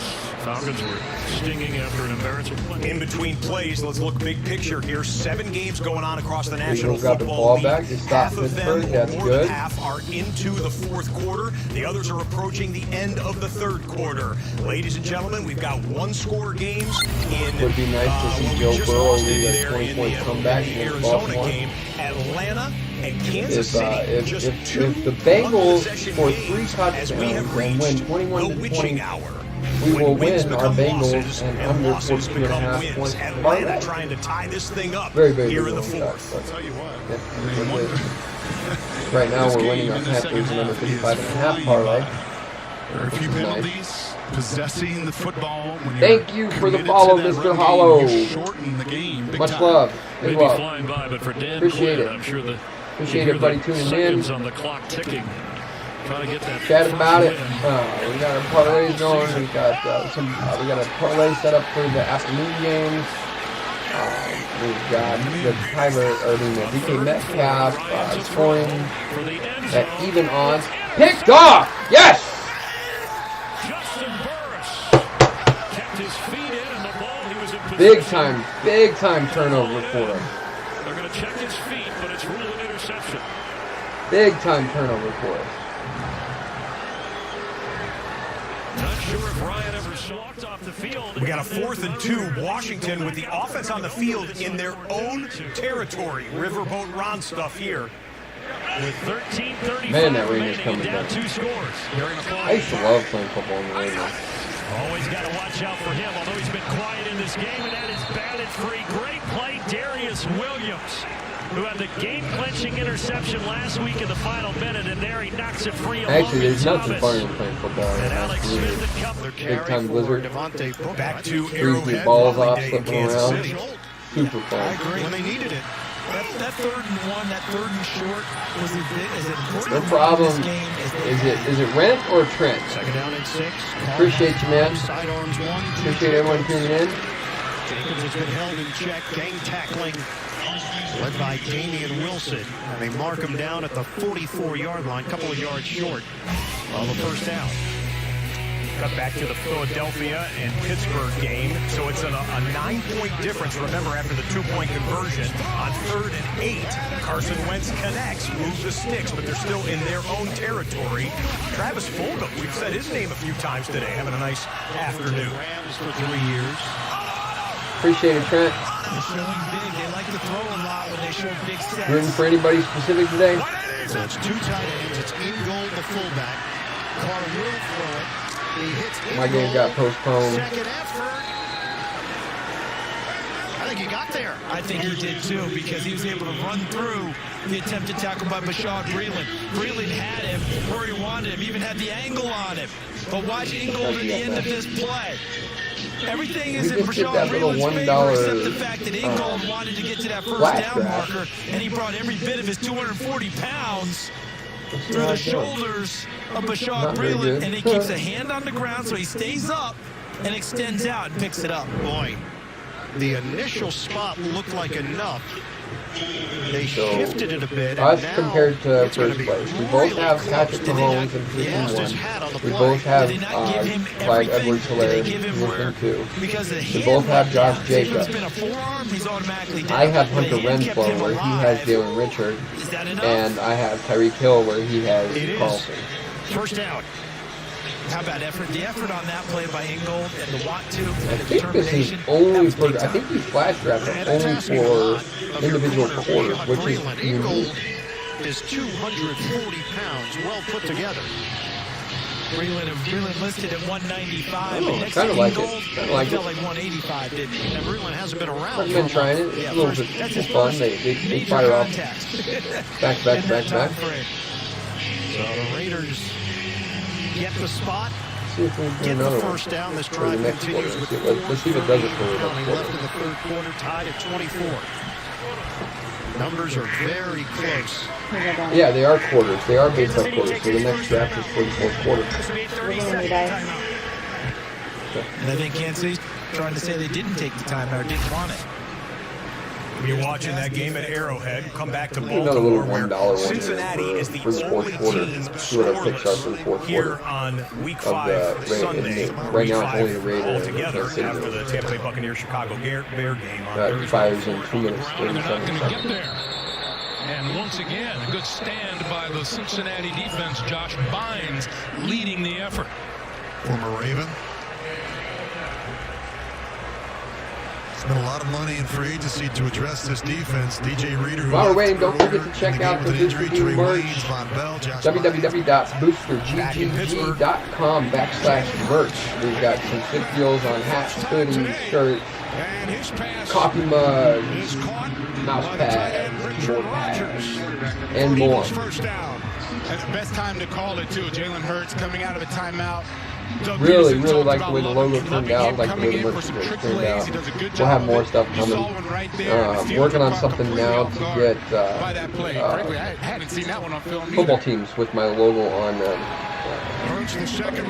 Agent is working on finalizing that deal for me. We'll see if it happens. It'd be nice.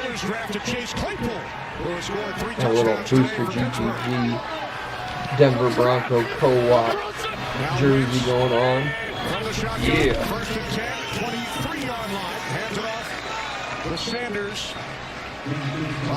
Eventually, we'll get somebody from MGM in here to see us promoting their app and potentially sponsor us eventually. That MGM, where you at? I tried the rest and they suck. Especially Bet Wildwood, which is a local one that just opened a couple months ago. Worst 24-48 hour experience that I've had trying out a sports betting app ever since it started, since it became legal in Colorado. It is absolutely the worst, most monstrous app for sports betting there is. Do not use it until they fix a lot of the issues. Fulgham is giving Mike Hilton all he can handle. Right here in the slot, Mike Hilton's on coverage. And these routes right now, Mike Hilton, frankly, just can't cover. It's a good throw and catch. He's throwing it high away from Mike Hilton. There's no way that Hilton can make a play on that ball. And if I'm Keith Butler, I'm starting to think of Joe Hayden now following forward. Take a look at the replay there in Kansas City. Darren Waller with a big chunk play catch from Derek Carr, and the Raiders are deep into Kansas City territory. This play is thrown dead. Okay, first pick Carlson, Renfro, or Carr. Gonna take Carr. Thanks for the follow, D-Boy. Much appreciated. Big love. That's Jack Driscoll who's in at right tackle for the injured lane there for Waller, but back-to-back plays. Waller Second pick, Clyde Edwards-Helaire, Travis Kelce, or Butler. Fourth quarter, I'm going to go with Helaire. Now, Jack has had some playing time. Lane Johnson's been hurt. Thanks for the follow, Azazi. Much appreciated. Big love. As much separation as he can from the likes of T.J. Watt and Bud Dupree so that he can hold them and they don't get to Carson Wentz. Third pick, Josh Jacobs, Tyreek Hill, Travis Kelce. I am going to take Travis Kelce. Following the penalty, first and goal for the Eagles from the Steelers. Here we go, Eagles. Wentz steps up and throws. Catch is made by Ward. Inside Yeah. brought down at the 40-yard line. Fourth pick, Patrick Mahomes, Derek Carr, Josh Jacobs. I am going to take Patrick Mahomes at 1.5 times the point. Could take Josh Jacobs at 2 times the point, but I like Mahomes. Fourth quarter Mahomes is nothing better. Fifth pick, D. Carlson. I can have Patrick Mahomes again, or I can have Tyreek Hill. I'm going to take Patrick Mahomes again, if it lets me. Can I have Patrick Mahomes? Second and goal from the 4. Here's Sanders. You can have the players multiple times. I mean, 2 copies of Mahomes in a draft seems pretty fucking good, right? Upcoming, and T.J. Watt is shaken up. He is headed to the sidelines. Behind where that ended up. Kansas City is eyeing that spot. The nose of the football is just short of the 15. They had the benefit earlier, got enough for the first down. Full extension now. Oof. Wow. 4th down. On the sidelines, Wentz. Touchdown! Touchdown Eagles! Fuck yes!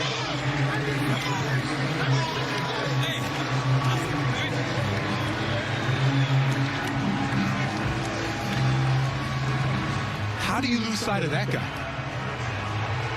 How do you lose sight of Travis Fulgham? He has literally been ripping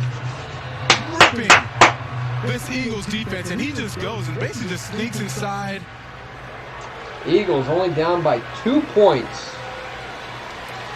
That's what I'm talking about. We might hit this 4-game parlay after all. Keep going, Fulgham. Plenty of time left. 11 days. Fuck yeah. We just need to stop and another TD, and the Eagles pull off the upset.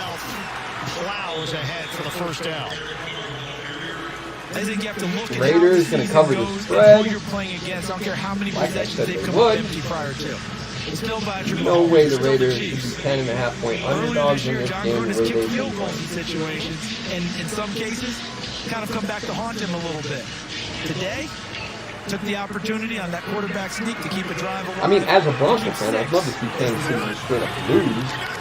But actually, I don't know if I'd rather see Kansas City lose or the Raiders lose, because the Raiders lose would put them at 2-3, which makes the Broncos a better shot at the wild card spot. Second place in the division, but Chiefs lose puts them 4-1. Catch made and struggling for the first down yardage, loses the football. Patrick Lee, the first round draft over for the Bengals. Scoop, score, and that's the ball game. Chalk that up to a $10 loss. 7-0. The Ravens defense comes up big. In Houston, Jacksonville's Gardner Minshew hit, sacked, fumbles, and Whitney Merciless scooped it up, and then he loses the football, and then they jump back on it again. Houston ended up with it, but a double fumble. Jacob Martin was the linebacker who got the sack and the strike. Wow! Gardner Minshew wow! Here wow! These games all I can say is wow! Including 3 minutes and change remaining here in Atlanta. And there was the McCaffrey injury, and Panthers have not missed a beat. Nope. Panthers are a good team this year. Teddy Bridgewater is a great quarterback. He is not getting the credit he deserves. Mike Davis should be a bucking starter somewhere. That run right there, and then Smart stayed in bounds, so the clock will force Atlanta to use a timeout there. Mike Davis on the game rewind with a run pulling his way for a first down, 9-yard pickup on 2nd and 7. I don't think anything that big should be that fast. As well. Remember, this is the guy that took over for Christian McCaffrey, with McCaffrey out for several weeks with his injury. And Mike Davis has every bit come in and done a nice job. I'm not saying he is Christian McCaffrey, but the production has been there for Mike Davis, Carolina's backup running back. Specifically today, Davis has a touchdown and 146 scrimmage yards, 9 catches as well. So you talk, if you do a blind taste test right there and put Christian McCaffrey's name on that, that's a Christian McCaffrey type of day. And Carolina is trying to push their way to their 3rd victory of the season. We will get back to that game when they come back out of commercial break, waiting on the Chiefs and the Raiders as well to start the 4th quarter. We are in 4th quarter in Washington, and it's kind of getting close to desperation time for Alex Smith, but Washington's offensive line just cannot protect him right now. That is the 7th team sack by the Rams defense, and Alex Smith has suffered most of those. Remember, Kyle Allen knocked out of the game earlier and then medically cleared to return, but they want to ride with Alex Smith to see if they can get 2 touchdowns and somehow take the lead against Los Angeles. We'll follow that game. Okay, Houston back at it with the football and a 9-point lead. They're saying Romeo, what art thou doing, Romeo? Doubtful. Cooks, and he can run all the way to the house. He will! Now they're saying it, James. Thank you, Mama. Oh, yeah. 28-yard touchdown. Oh, man, it's been back into the New Orleans days Get us since back we've to the seen Eagles that type game. of big smile celebration out of Brandon Cooks. Touchdown, Houston, and that could wrap it up for Romeo Crennel, the interim head coach. The Raiders are now in the lead. Josh Jacobs down at the goal line, pounds his way in and looks out. Could Las Vegas upset Kansas City? We're early 4th quarter here, but Kansas City has owned the AFC West for the better part of half a decade.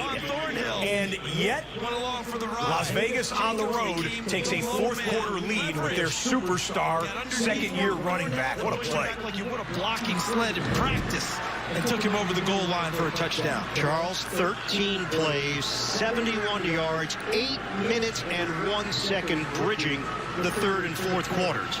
That was the formula we thought we would see more of from It's Las not Vegas. football Sunday. We're He not got back to on that drive. Carlson with the extra point. Back to Heinz Field. 2-point game. Yeah, there's one thing that the Eagles defense is going to do. They're not going to give up any big plays on easy run designs like that with James. Well, the Rams got the football back, and they are trying to look for an insurance score more than halfway through the 4th quarter at FedEx Field. Henderson. You know, Sean McVay gets a lot of credit for the play calling, but you mentioned Kevin O'Connell earlier. Sean McVay says having Kevin O'Connell there is such a takeaway of weight off of my shoulders. It's amazing how much he's kind of taken over, and that allows Sean McVay now to be kind of the true head coach, monitoring all 3 phases, you know, being real consistent with timeouts and how do I manage the clock.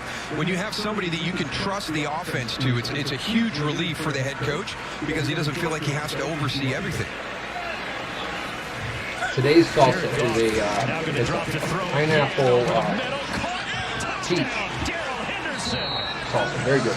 Very good. And LA extends the lead here in the 4th quarter with an 11-yard pass. Goff to Henderson.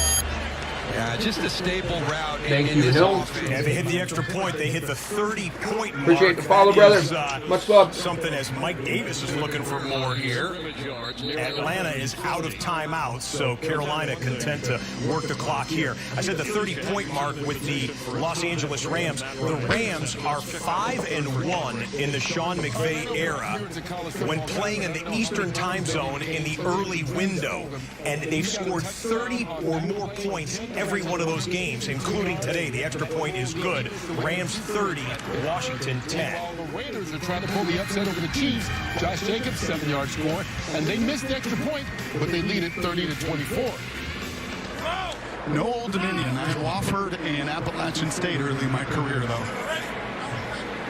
From your Washington days, playing quarterback as a Husky, that's Davis again. I do want to say how first impression, and I talked to some people that cover this Carolina team from the John Fox through Ron Rivera days, right? But the Super Bowl, their first impression in the arrival of Matt Rule and his coaching staff, that this guy is first impression. Chase Claypool's having a day. So we're having a discussion, gang. We know you guys like all the features we do on NFL Red Zone. Hit us up on Twitter. Hashtag NFL Red Zone. Should it be Chase Claypool, the rookie of the day from the early window? Chase Claypool is definitely the rookie of the day. Linebacker from the Ravens. They are both having a day. Use hashtag NFL Red Zone. Hit us up on Twitter. Tell us which one should be the rookie of the day. Tremendous games, man. They're playing really, really good football. If you don't pick Claypool, 8:15 you're crazy. Steelers on the move, leading the Eagles by 2.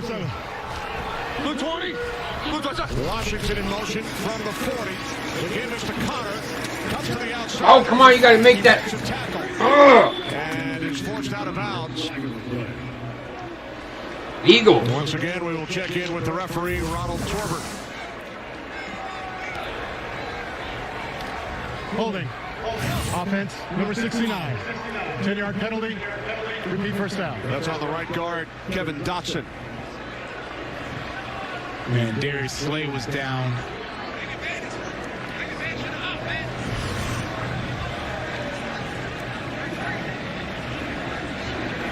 There's Dotson right there, middle of the screen. Connor trying to get outside. That's an easy hold. He's holding Javon Hargrave right there. Darius Slay is down. He's out for this play, so look for Ben. He might attack the new corner up top for the Eagles. They keep on the ground with Snell. And we head to Los Angeles for a game break. Kurt. All right, the Kansas City Chiefs in jeopardy of losing their first game of the season, but there's still plenty of time. Josh Jacobs, 7-yard score. They missed the extra point, but look at this. The Raiders leading it in KC. Knew the Raiders were going to cover the spread. Said it at the beginning. Said it multiple times throughout the stream. Said it last night. They should not be 10.5-point underdogs. Who was activated from injured reserve yesterday, number 39, top of your screen. Second down and 12. That's where they go. They go for James, and the catch is made by Claypool. There was a flag. Call it back. Out of bounds after 22, but offensive pass interference. Jonathan, they went for the youngster James, and the Eagles indicated that the penalty will go against the Steelers. Yeah, no doubt. Ben Roethlisberger, he saw that. Offense, I know that's offensive pass interference. I mean, that's what they called. Claypool doesn't think so, but that play shows you. And today, you have witnessed perhaps the birth of a new wide receiving superstar in Pittsburgh. Maybe not superstar, but Claypool looks to have the stuff of a big-time NFL receiver. I mean, who does that? The physicality, the hand-eye coordination to make the catch, the speed to separate. He's already got 3 touchdowns on the day. Chase Claypool, man, what a find for the Pittsburgh Steelers. Against the Eagles, where it was a bad call, and now against the Steelers, that was a bad call. That should have been a touchdown or out of bounds at the 5-yard line. Just over 7 minutes remaining. Steelers lead by 2, 41-29. Second and 22 following the penalty. This is Snell. Let's take one more look, John. Yeah, you look at it, and Chase Claypool doesn't do much. He made mistakes. Protected. Bridgewater had been sacked, hadn't turned it over. He's thrown the ball 37 times. You've said to me 37 times today, this feels like a well-coached team, and they are.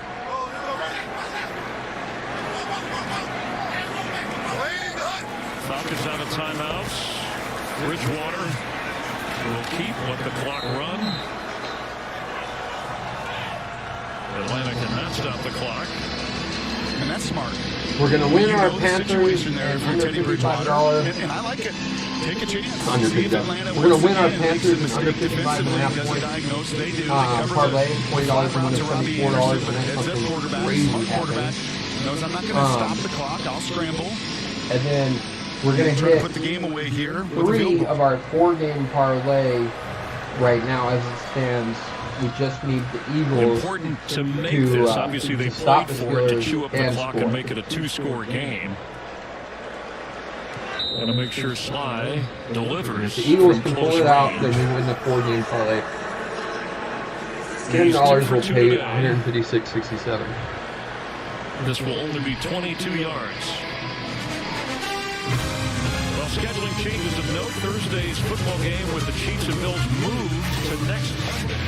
While we prep for the Carolina field goal attempt. So the Raiders scored the touchdown to take the lead. Daniel Carlson missed the extra point. So just a 6-point lead. The Chiefs got the football back. Everybody's missing extra points and field goals today. What the fuck? They had to punt. So the Raiders have the football. About 12 minutes remaining in the fourth quarter there. When anything consequential happens at Arrowhead, you will see it. Carolina could be, could seal the deal here with a 2-score lead if Joey Sly is able to put it through. And I've got a play from there's been more the missed kicks in the Eagles-Steelers first game to show you in just a 5 moment. weeks of football than there have been in most whole seasons. Flag down. And even jumping off sides, they still couldn't get home. Joey Sly gets Very it nice. through, 10-point lead. Very nice, Stein. For Carolina. How much does pay out for the Field, bets? third and forever. Now 3rd down and 21. Roethlisberger's pass caught, and then it pops loose. The question is, will it be ruled a reception? LeBlanc on the return. Yes. Here, Kenny. Yes. So again, the question is, did he have possession? Ruled the reception? Did he have possession? Catch.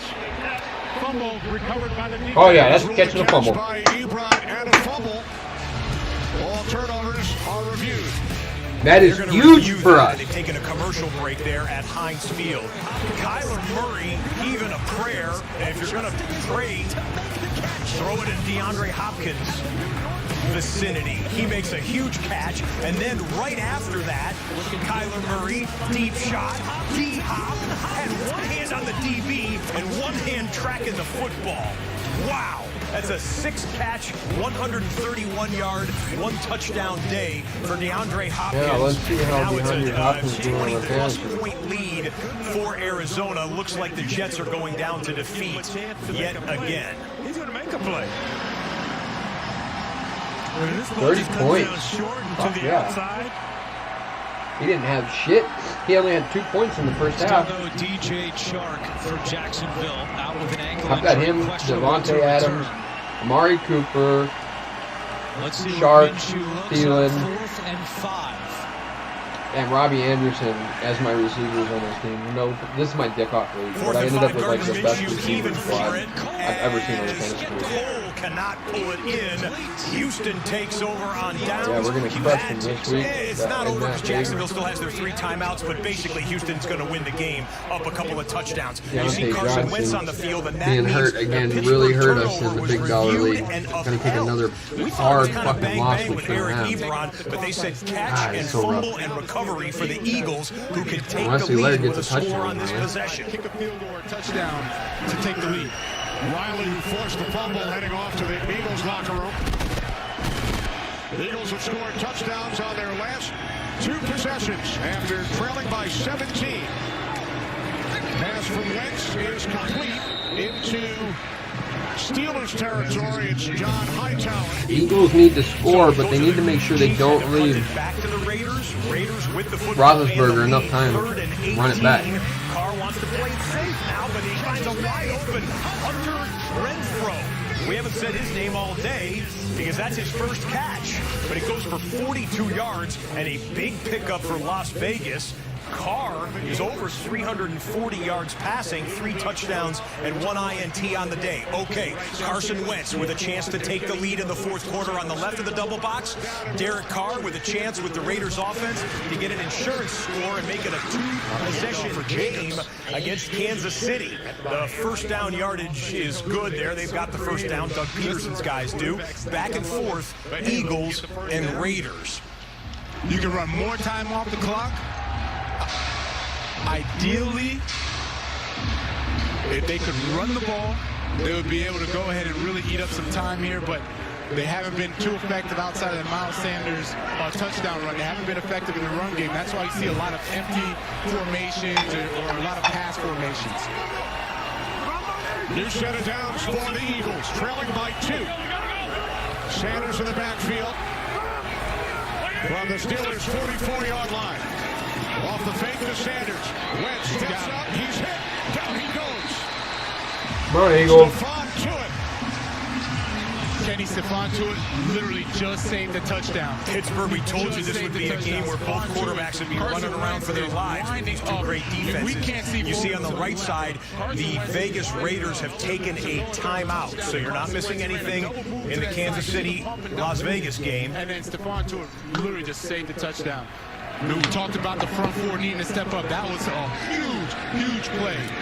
Wentz is hit and miss, couldn't see it, but man, he just saved himself. Saved that y'all should have kept Big Dick Nick. Over there. That's it. Second down at 13. Quick release by Wentz. Wide receiver screen to the back. Sanders. And he's inside the 40.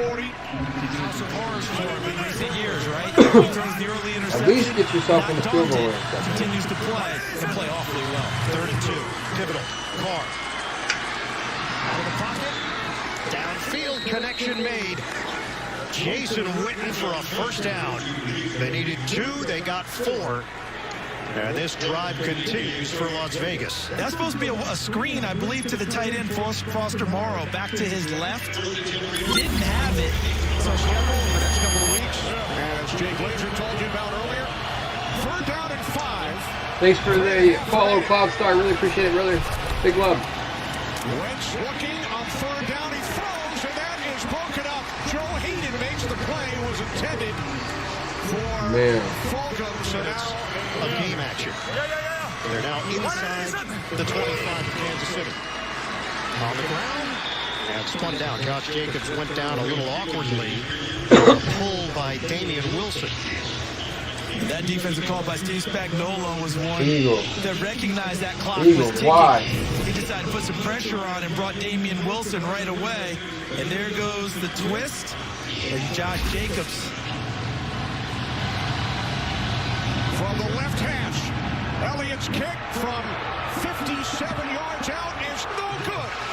Missed to the right. To the top of your screen, we know he's a good pass catcher being isolated. He fucking missed the kick.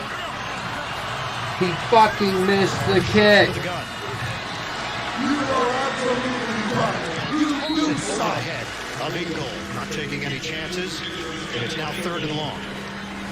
No dope 4 today. seconds remaining in the Atlanta-Carolina game. Younghoe Koo just hit a long field goal. We're in Colorado. 54 yards to make it a 7-point game. So they got to go onside kick with 4 seconds left. Here it is. Around the NFL, it's how they've been played. How the fuck did he miss that kick? Recovered fittingly by Robbie Anderson, the good hands of the Carolina Panthers. How the fuck did he miss that kick? Richard is in. Got to be fucking kidding me. Carr straight back. Fucking kickers. Carr off the hands of Richard. There was a bailout with Sorensen lurking. 4th down, Vegas.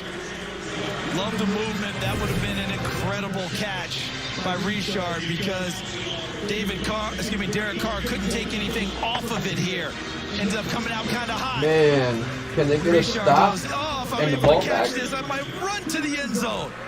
Can they get a stop? That would have been a very difficult catch. Missed extra point by Carlson. That's why this is a 6-point game.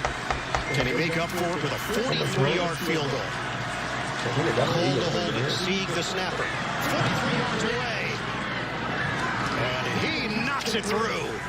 Chiefs about to lose. Chiefs are about to lose. We are in for some drama there. Oh, the boo-hoo. Oh, the boo-hoo. To get a win in the fourth quarter. Houston is winless no more. Congratulations to the Texans. Wow, a lot of you're really turmoil taking this the week, initiative. but I like that. the oldest coach in NFL right on your history. forehead. Nice The job. McNair family up in the box there. Houston Texans get the victory. Congratulations to Romeo Crennel and the Texans, 30-14, the final. Los Angeles goes on a cross-country business trip, and they get the victory in Washington. But Alex Smith, for football fans and people that love great human stories, got to root for Alex Smith, who is back in the NFL and back in the lineup for the Washington football team. But as you said, just for the confidence building in that recovery process for Alex Smith. Jets are in scramble mode here, down 20 in the fourth. Looking deep for Smith. Well covered. Peterson there. Thompson with safety help. And back to Pittsburgh, where the Steelers would love to work this clock. A couple of first downs will make Philadelphia burn their timeouts.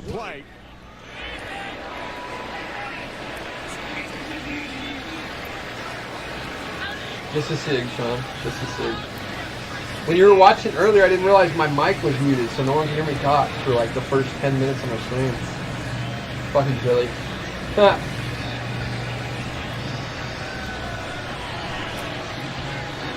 got the sig, and I got the CBD.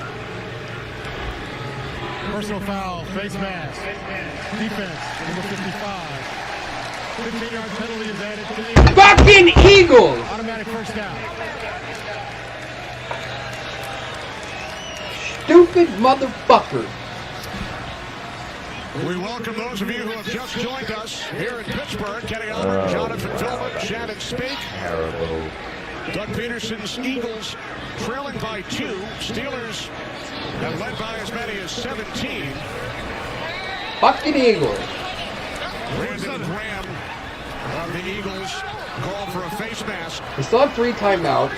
So first they can hold Pittsburgh to a field goal. They can still win this game. With just over 3 minutes remaining. Hey, right here, face. I can't believe they missed that fucking field goal, first of all. With 3 touchdowns today. They could have had a fucking field goal at the end of the first half, but they wasted their fucking time just like, oh, look at me. A minute left on the clock. Let's stand around.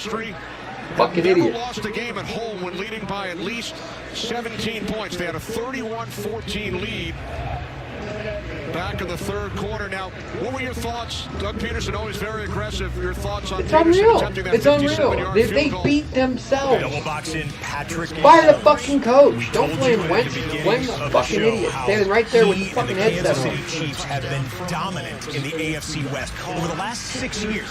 Look, you can't even look at his fucking piece of paper right. Yo, is this upside down? And 3 fucking idiot. Against the AFC West opponents. Mahomes is 4-0 against the Raiders head-to-head. Derek Carr is 0-6 against the Chiefs. But that is all going to flip unless Patrick Mahomes can deal for a couple of scores in the final 6. I really do need Mahomes and Laird to get some points for my fantasy team right here. So I am actually rooting for the Chiefs to get back in. It is tough to make field goals during that time of year. They don't have to win. Just get back into it. Maybe even take it into overtime and let Laird get some more overtime points. Oh, that's a good breakup. That's a pass and a catch. That's a catch and a fumble. He had that fucking ball. Holy shit. Holy shit.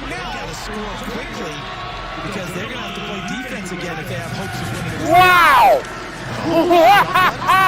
Wow. All I can say is wow. Philadelphia's ball, first down. So the ruling on the field is an interception as Ebron had it stripped by Epps. Does the ball hit the ground? It does. Ball clearly hits the ground, and it doesn't look like that's part of what's built into their offense and their play call. It was a catch. It was a catch and a fucking fumble. He had possession, and then he stripped it out of his hand. Catch, fumble. Right? Third and 7 for Kansas No, it's City. probably not keeping this going. Oh, fuck. Not much pressure initially. Mahomes steps up, avoids, circles. What the fuck are you bitches babbling about? Broken up. Travis Kelce, the intended receiver. And it's Trayvon Mullen, the young corner. Fourth down for the Chiefs. Let's see when Mullen arrived, because I heard the murmur and I wondered myself as he was riding the back of Travis Kelce when he plays through the body and knocks the ball away, and the officials determined his timing was good. Mullen continues to get better out there on the corner for the Raiders. Mullen is kind of a huge game. Held up forever. Again, Raiders. This is now a 4th down and 7 for Kansas City in a 9-point game with 5:44 to play. And the Chiefs convert. Mahomes drifting downfield. Cheers, brother. Happy Thanksgiving. The Raiders are upsetting the Chiefs. I said it all game. I said it last night. I said it before the game. I said the Raiders will cover this spread. They have the potential to beat the Chiefs. There's no way they should be 10.5-point underdogs. And their coverage, you just mentioned it, their coverage downfield has been The Raiders are not getting credit for being as good as they are. Count the number of white jerseys in The Raiders have a Super Bowl quality team. And the Las Vegas Raiders can sense a victory on the road that could put the division back. The Chiefs are not in play for them overrated. and the other two teams The for Raiders that are matter. underrated. As we suspected, the Eric Ebron catch and fumble was overturned on replay. It was not a catch. He was not even, he got 1 foot down on the ground, and then the ball came loose. So Ben Roethlisberger retains possession here. It's Claypool. 3rd and 8. You fucking idiots! How many times are they going to leave this guy wide open?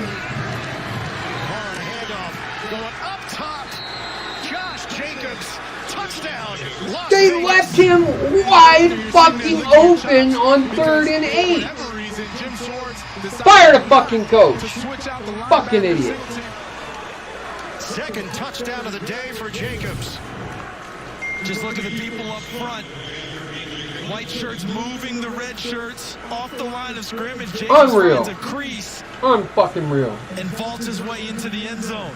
We've hit all 3 of our other in this 4-pick parlay except for the fucking Eagles game.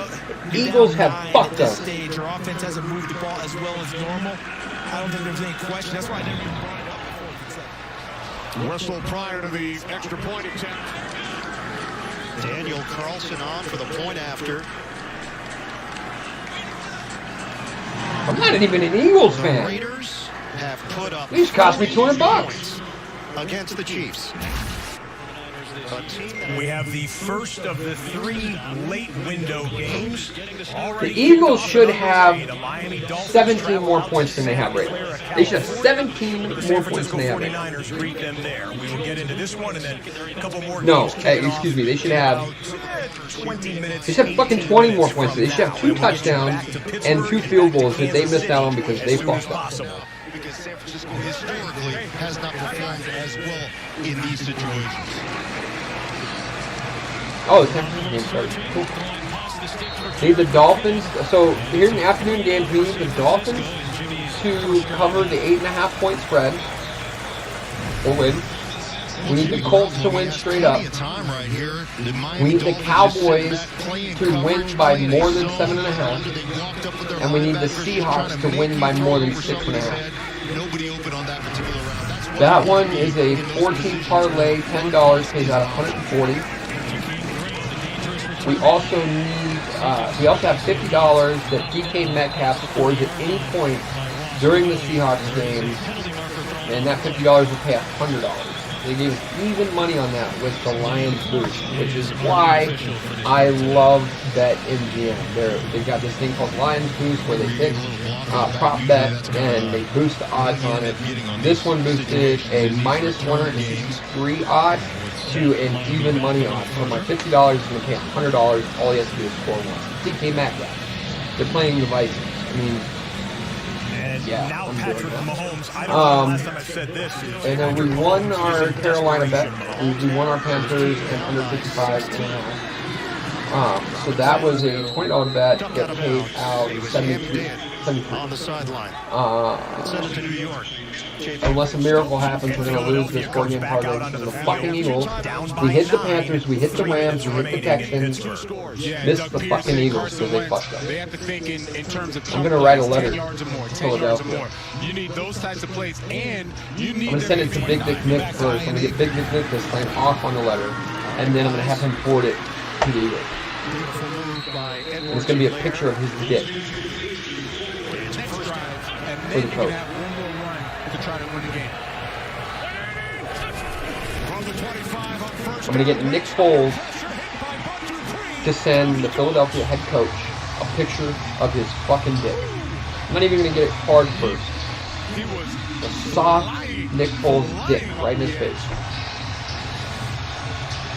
Bud Dupree's all the way up the top over it, going against Jordan Mailata, and when I say flying down, out to the flat, and short passes. Mahomes flushed out. All right. Well, this we started with $50 in bets on the top 3 games.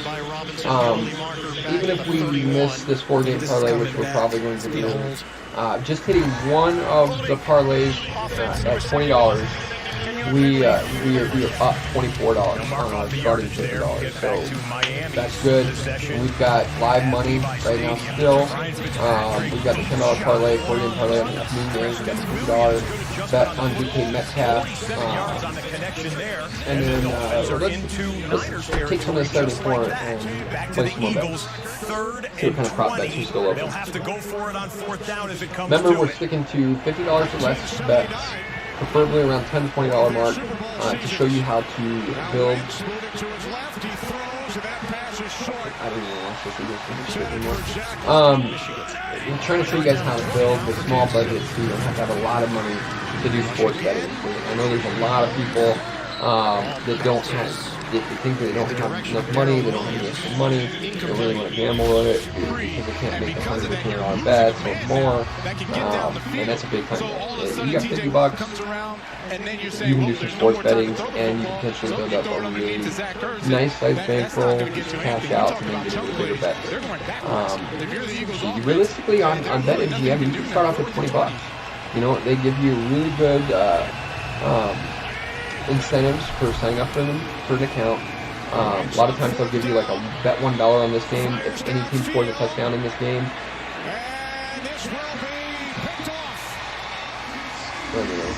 Unreal. Fucking Eagles. Completely blew this game. But a lot of times they'll have like sign up, bet $1 on your first game. If either team scores a touchdown in that game, they'll give you $100 in free bet. Right? So it's like lots of great incentives. Goes up and inside. One guy can't stop him. Second guy can't stop him. And then now there's really nothing left. Carson Wentz, you really just, there's a punt. That's all it was. There's nothing left to do there. There is a methodology here in trying to handle Mahomes. Floater is caught by Darrell Williams on 3rd and 20, and he's drilled out of bounds. What are teams going to take away from this game? Watching the action for Kansas City, and we are done boxing in the Miami Dolphins' first and goal from the 9-yard line. I wonder what would happen, what the odds are if I took the Chiefs to win right now.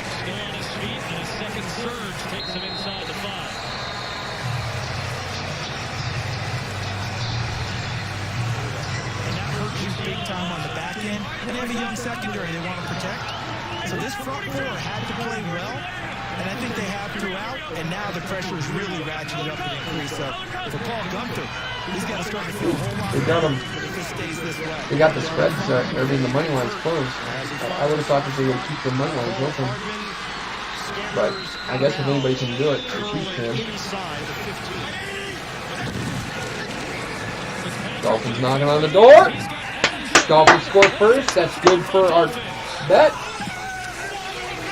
Dolphins, another team that I think is very underrated right now. This is a play that has been in this league. Fitzpatrick having a hell of a year. it's just basically sprint option, right? And that's all you're going to do is you get out here. I'm going to go to the high guy. I'm going to go to the low guy. He gets shit. First down to the Raiders, 14. Looks like we're not going to be able to get that in on this Raiders defense. A lot of times, like something like this, with them down by 16 with 4 points left to go, usually they're going to like plus 1,000 odds on them winning, right? So, fuck it, put $5 down, win 50. Yelder doesn't catch very many passes. Deion Yelder in his third year out of Western Kentucky. The Chiefs do it, they do it. If they don't, I just want $5 for us to give them up. He's one of the most amazing stats I saw. Undrafted free agent, flag down. Mahomes running, looking, sets and throws. Oh, what a snare! To Marcus Robinson. Incomplete. Flag on the play either way. Kansas City pointing in the direction of the Raiders. Mahomes took a heck of a pop at the end of it from Jonathan Abram. That's right there, and Robinson unable to hold it in and stay in bounds. Yeah, that left foot was out of bounds as his momentum carried him towards the sideline. Right foot down, left foot no. No. Cleve Lakeman. Personal foul. Maybe the face mask. Defense number 98. Plays half the distance to the goal line. First down, Kansas City. Well, it's Max Crosby. And it sets up Kansas City after the penalty. Remember, this is still only a two-score game. You get a touchdown, you get a two-point conversion, and now you put pressure on the Las Vegas Raiders. Those penalties and things of that nature where the clock keeps stopping, that works to Kansas City's advantage as well as they try to mount this comeback. Yeah, penalties have been a problem on both sides. 8 for 58. Well, that's a different story. That's Arden Key. NASCAR said, that's right, it wasn't me. They got Kelsey all the way to the top. 9 penalties for 89 yards against Kansas City. First and goal. Ah, shit. From the 7. Touchdown. Travis Kelsey.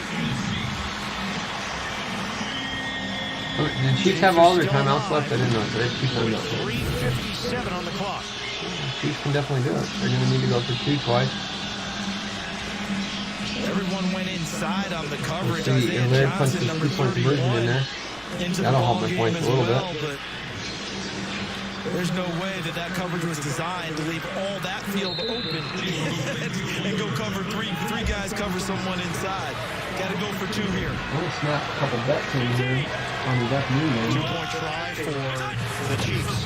Moving pocket. Mahomes. Rush. Mahomes avoids.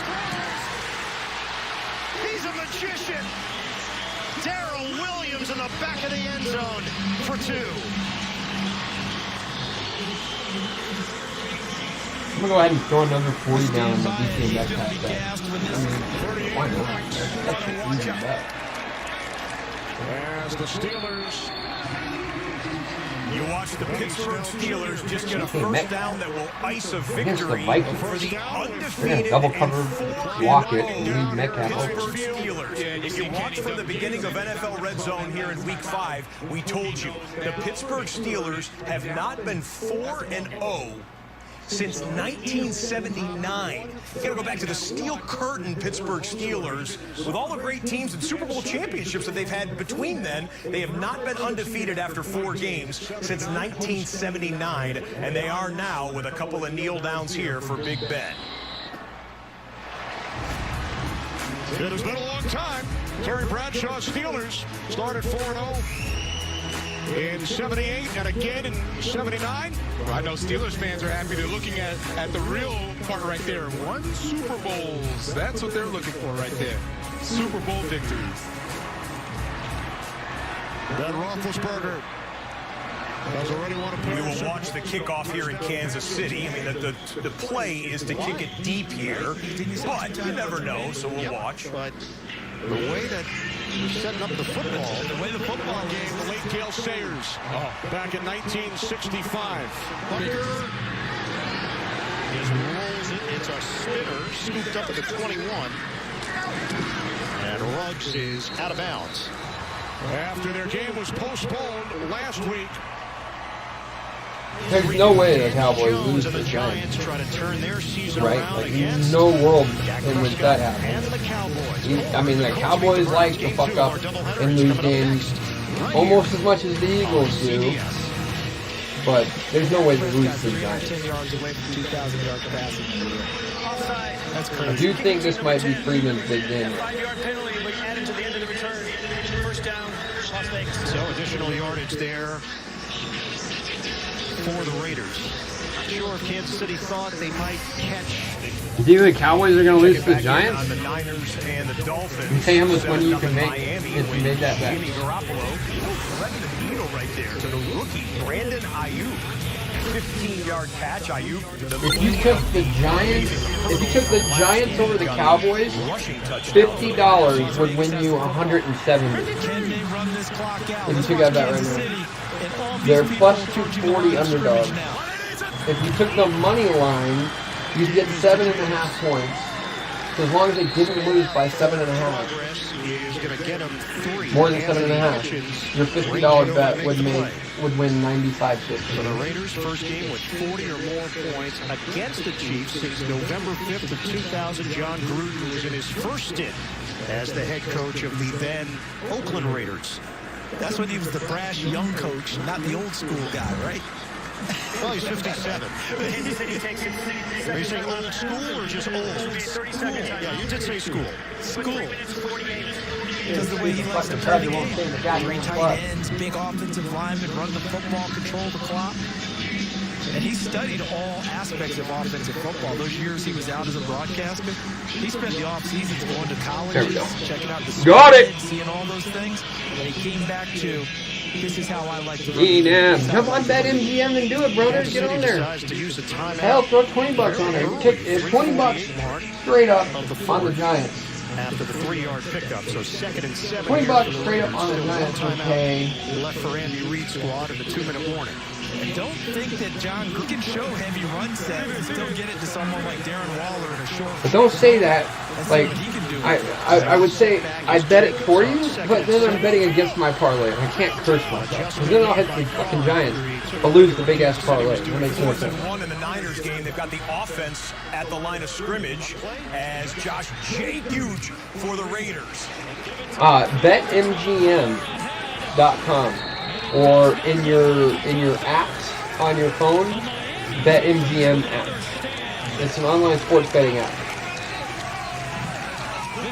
Turn around and just beat San Francisco. I'm telling you, if I had to pick 2 teams in the NFL right now that I think are very, very underrated, and I said this before the stream started, and I've said it for a couple weeks now, the Raiders and the Dolphins are both 2 teams that are very underrated. The Dolphins definitely have a playoff-worthy team.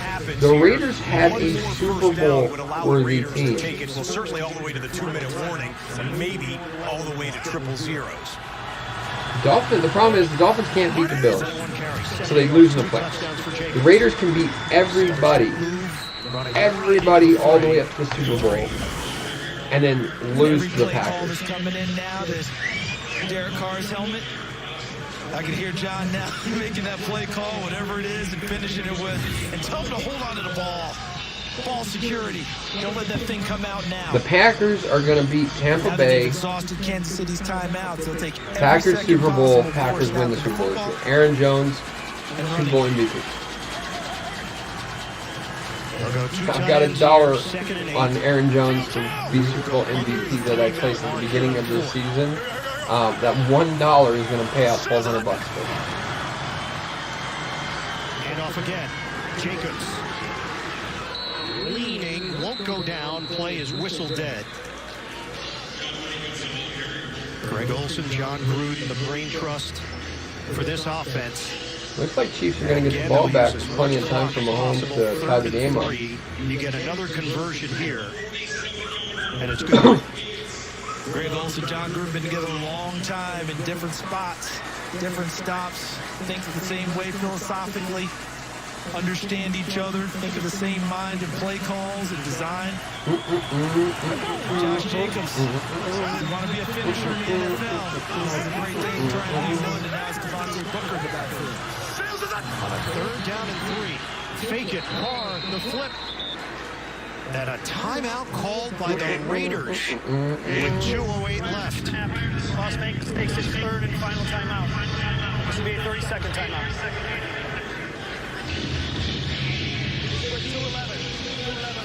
So it's Carr and Gruden having a conversation along the sideline. You know what that timeout is, Ian.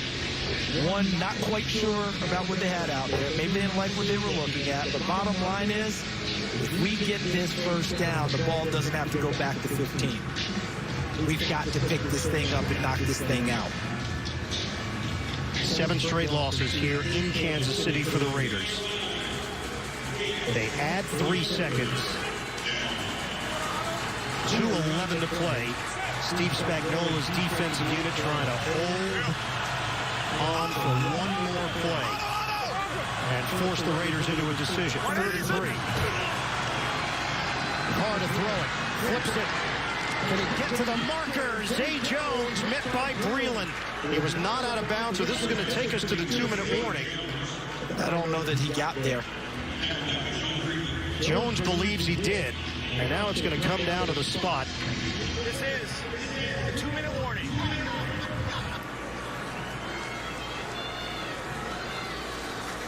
Two minutes left.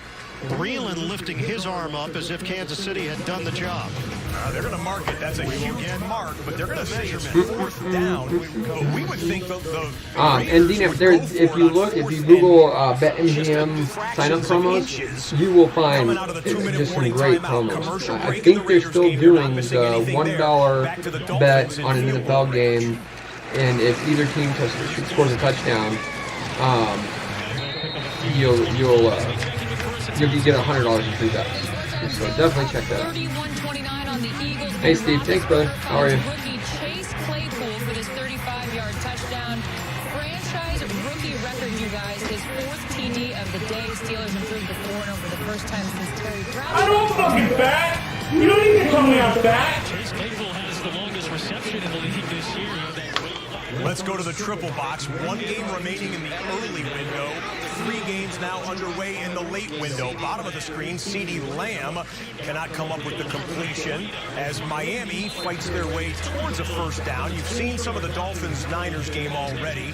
Cowboys-Giants at the bottom of the screen. Upper right-hand corner. On paper, the Colts and the Browns might be the best the one game that in terms of is competitive 3-1 teams coming in with the one game that worries me a little bit in our parlay is the Browns Indianapolis game.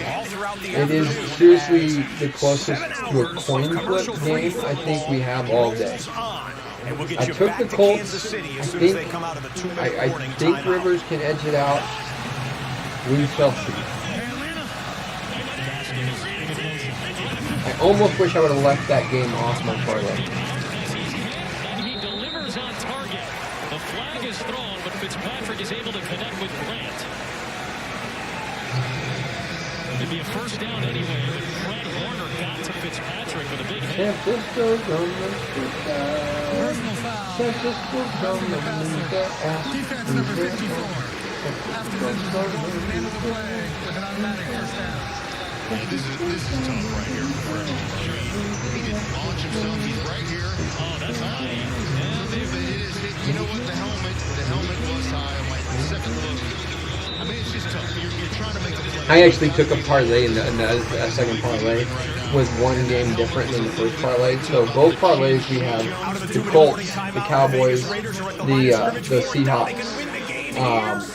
But in one we have the Dolphins with the 8.5-point spread, and then in the other we have the 49ers money line. Down to the 1-yard line. It is a first down Raiders, and Las Vegas has just put the AFC West back in play. So we could hit both of them. Okay, we'll hit both of them if the 49ers win, but win by less than 8.5 points, or win by more than 8.5 Chiefs. So Niners win by 10, then we hit both Through the parlays. playoffs and into the regular season last year is coming With to my an 9 end hit both in parlays, 2 kneel downs. that would be real nice. But the Dolphins are winning 14-0.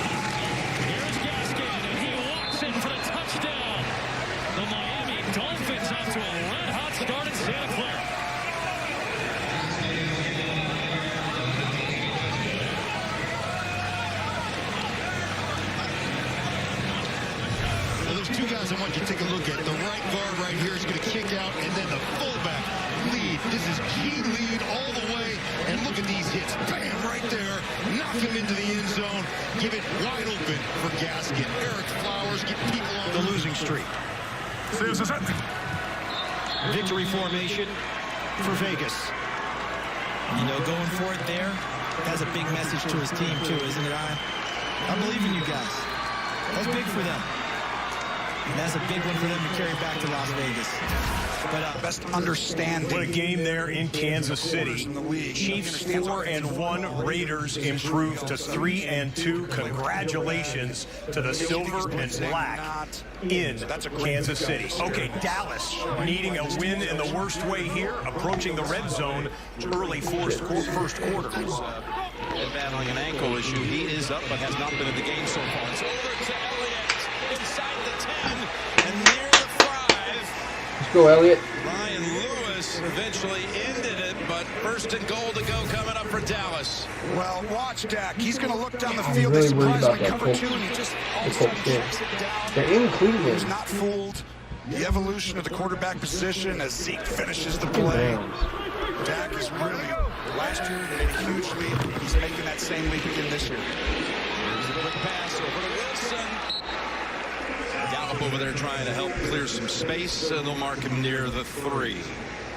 Up tempo by the Cowboys, Jim. What are you doing? And you see a lot of misdirection. That's not as easy to do as people think.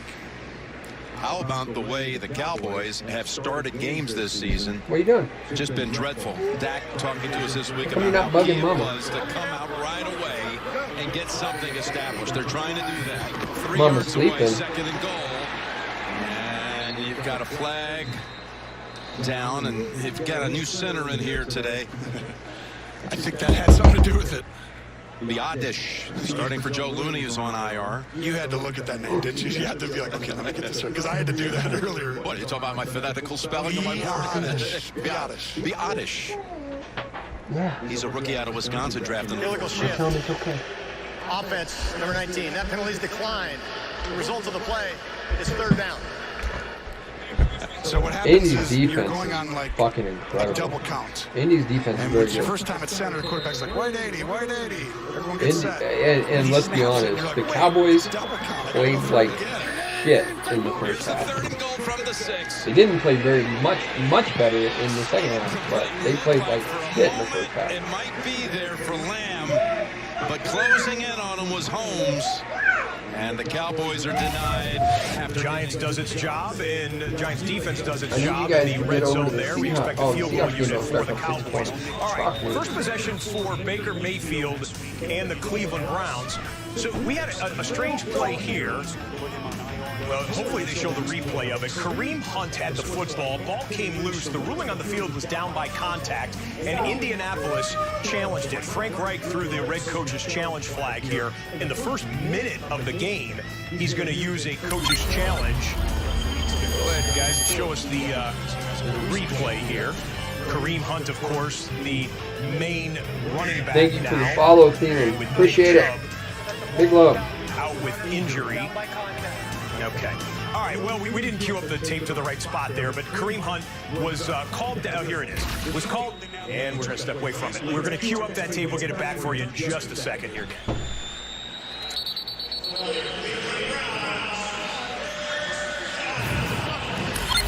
Spear, you see this a lot from Cleveland, and that's Baker Mayfield rolling to his left. This time, instead of going with the flow of it, they run Landry all Thank the you way for the follow, across the Ben. field. Appreciate and a it. great dime Big from love. Baker Mayfield.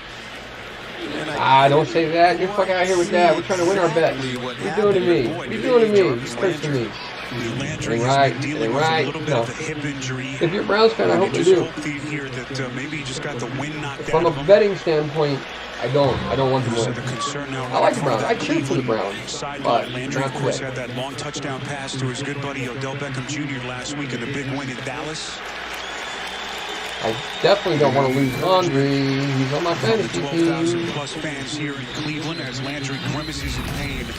A concern, but good to see Landry walking off under his own power. So Kareem Hunt, here it was, leaning on top of a defender. Now, you would say that would probably be his momentum was stopped and the whistle would have blown. Colts defender smartly whacks at the football because Hunt's body part wasn't down on the grass. Either way, they reviewed it, took a while to review, and the Browns retained possession of the football. This is live.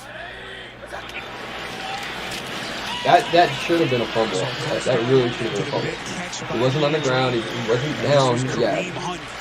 Ball's still live. Whistle wasn't blown. And what a matchup, Adam, between the #1 rushing offense in the NFL in Cleveland and this Indianapolis Colts defense, #1 overall unit in the NFL. Hunt can't have a good year. I mean, like, a good year for Hunt is bad for him. He goes and parties, he's going to kick another girl, be suspended for the rest of his life. Chris Ballard has brought in Indianapolis. Hunt on 2nd and 6. And it'll set up 3rd down, but this offense. So the Cowboys were stopped on 4th down, and they're stopped on 3rd down. So on 4th, they kick the field goal. Greg Zuerlein, 24-yard chip shot, and the Cowboys are up 3-0. And this could be an interesting game because you've got the lowest scoring team in football, the Giants, coming into the day, and then the worst scoring defense in the NFL, statistically speaking, in the Dallas Cowboys. Nobody gives up more. Laundry come back in the game. This afternoon at 18. Catches. I need Thielen to have a really good game. Hooper had that quiet first 3 weeks good of the thing that season, only 7 throwing catches through their first 3 game games. too. But last week, the touchdown and a couple of big catches already. 1st down Browns. Just a lapse and a drop in coverage. One of these players, depending on the call, is responsible for Hooper coming out. Both of them go inside. They lose Hooper. And a great job by Baker Mayfield to stand in there, scan the defense, and get it out to his tight end. I need Schultz to have a big game too. I had to start Schultz in one league over Johnny Smith because I didn't want a chance that their game getting suspended. 2nd and goal coming back, but Niners down 2 touchdowns. Jimmy Garoppolo back in the Should've lineup played after Robbie missing a Anderson couple over games with the Richard. ankle injury. Gets spun around on those ankles Anderson there had a with 20-point Landon game. Roberts coming through for the quarterback sack. They're gonna win this week, I think. Anytime the Colts, 16 straight games without allowing an opening drive touchdown. That's time for the longest active Oh yeah, I streak think in the they'll league. win this game. Holy shit. Could that be coming to an end here? Trust 2nd me. and goal. Inside. Mayfield over the middle. It's incomplete. Intended for Hunt. And now a big 3rd and goal coming up. Good coverage on the play by Anthony Walker. Not Darius Leonard today, Arch. That's the big absent defender, the quarterback of this Indianapolis defense. And where that could show up is when Cleveland runs their perimeter run game. Indianapolis has a terrific perimeter run game. A big reason for that is because of the speed and athletic ability from their linebackers. But Anthony Walker has had a pretty good year, and I think he's going to do just fine moving over to that will linebacker spot. 3rd and goal. Mayfield puts a nail into it. End zone incomplete. First time looking in the direction of Odell Beckham Jr. had that massive offensive. OBJ, last week's hero in the Browns' win over the Dallas Cowboys. There'll be 4th and goal coming up. Well, pass goes incomplete for the Niners on 3rd and 7. Some contact there, but no penalty flag comes in. San Francisco forced to punt to the Dolphins. Gave up a couple plays, allowed Cleveland to drive down the field, but when they had to, they stood up, forced a field goal attempt. Here's Cody Parkey, 3rd game since taking over the place-kicking duties after the team cut ties with Austin Seibert after that disheartening. The biggest thing cut live to AT&T Stadium for the Giants is just the inside, the middle. Over 300 yards against the Browns last week. Set up screen, Brandon, jump cut, flag is out. And I saw you kind of signaling you thought it was a flag. You saw it right away. Well, it's a screen, so you want the guys to rush. And you're kind of pretending that you still might get called for an offensive holding looking. Illegal block in the back. Offense, number 65. It's a 10-yard penalty from the previous spot. Replay, first down. So on Gates, you saw Mike Nolan earlier, the D coordinator for Dallas, and there's Jason Garrett. Kevin Moore for the game. Steven and Jerry Jones. Dak Prescott, who expressed a lot of love for his old coach. And we visited with him on Thursday. Well, he's been here a long time. I mean, that's a long tenure right there, 10 years, but he's been here for a lot longer than that as a player. Got 21 years total. Here's the first and 20. Jones gets the feet planted and throws a dangerous pass. Back to Garrett, though. All those years backing up Aikman, around with some of those Super Bowls, of course, would end up his playing career as a Giant. Continuing this very strange back and forth between the Giants and the Cowboys as far as personnel and coaches. Roughing the passer. Defense, number 48. That's a 15-yard penalty and an automatic first down. A big call against Joe Thomas. Put the football to the Dallas side of the field. You see 48 right there. Oh, that's actually a correct call. Helmet to helmet right there. Even though he's trying to let up, you can kind of see that he tried to let up, but they're not going to let you go ahead and put your helmet on that quarterback right after let's go the ball. You wish they always called it that tight in your day, don't you? Oh, back in my day, the game was so much rougher. It was so much harder. Yeah, it's still similar. They're just evolving some of the schemes and such. First down, Freeman. Touchdown after a gain of 2.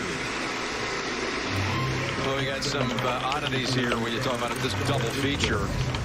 Yeah, super strengths. The Dallas offense first. The Giants defense, again, I mentioned 5th as far as yards allowed, only 328 yards per game. But the Giants offense is last. The Cowboys defense is 30th and gave up 307 yards on the ground last week to the Cleveland Browns. You see both coaches there. Got a chance to talk to Joe Judge this week. I like Joe Judge. I think he's smart. I think he coaches, this team tough, fair. They're a very disciplined team, and I think you're going to find the team who's got the worst side, Jim. As Freeman has picked up a first down on another good carry. That one running right behind Hernandez for another 9, and he's running hard early. He is running hard. They brought him in, and he just got his legs back. I think last week I started to see that pop that he had. He was dynamic when he was healthy, when he was in Atlanta, and I think they're hoping they get to see that guy a little bit. He's got a burst. Let's double box in Phillip Rivers and the Indianapolis Colts offense after the Browns got a field goal with their drive. 38-year-old Phillip Rivers, his 229th consecutive start, one of the all-time great Ironman streaks in the NFL. Look at this. First offense. They begin from just inside their own 30. Rivers swinging it to T.Y. Hilton. Off to really the slowest start since his rookie season in the league. We'll get to Hilton in just a moment, but the big story for this Colts offensive line is the absence of Anthony Costanzo, who went down with a rib injury, out today. And the Raven Clark makes only 13th start of his career, 5th at left tackle in the first since that 2018 season. Rivers underneath to the Burton. Right now you're seeing this first drive. Garrett bringing out a fake reverse, screen, now a flea flicker. Yep, first down at the 21. Fake to Freeman. Pass to Freeman. Running room at the 10. And finally meets Thomas at the 4. We'll check the marker. On the far side, 13. Well, yeah, it's almost always holding on the defense.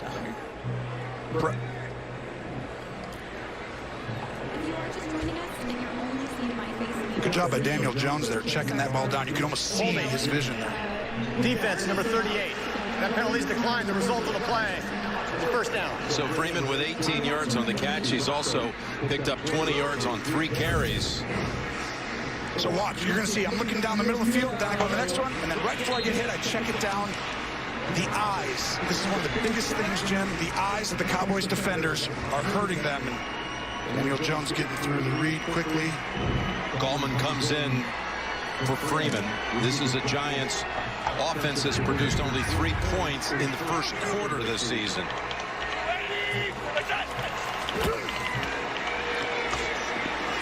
And around, great move. They can escape the loss, and it's a touchdown for Ingram. Evan Ingram coming around.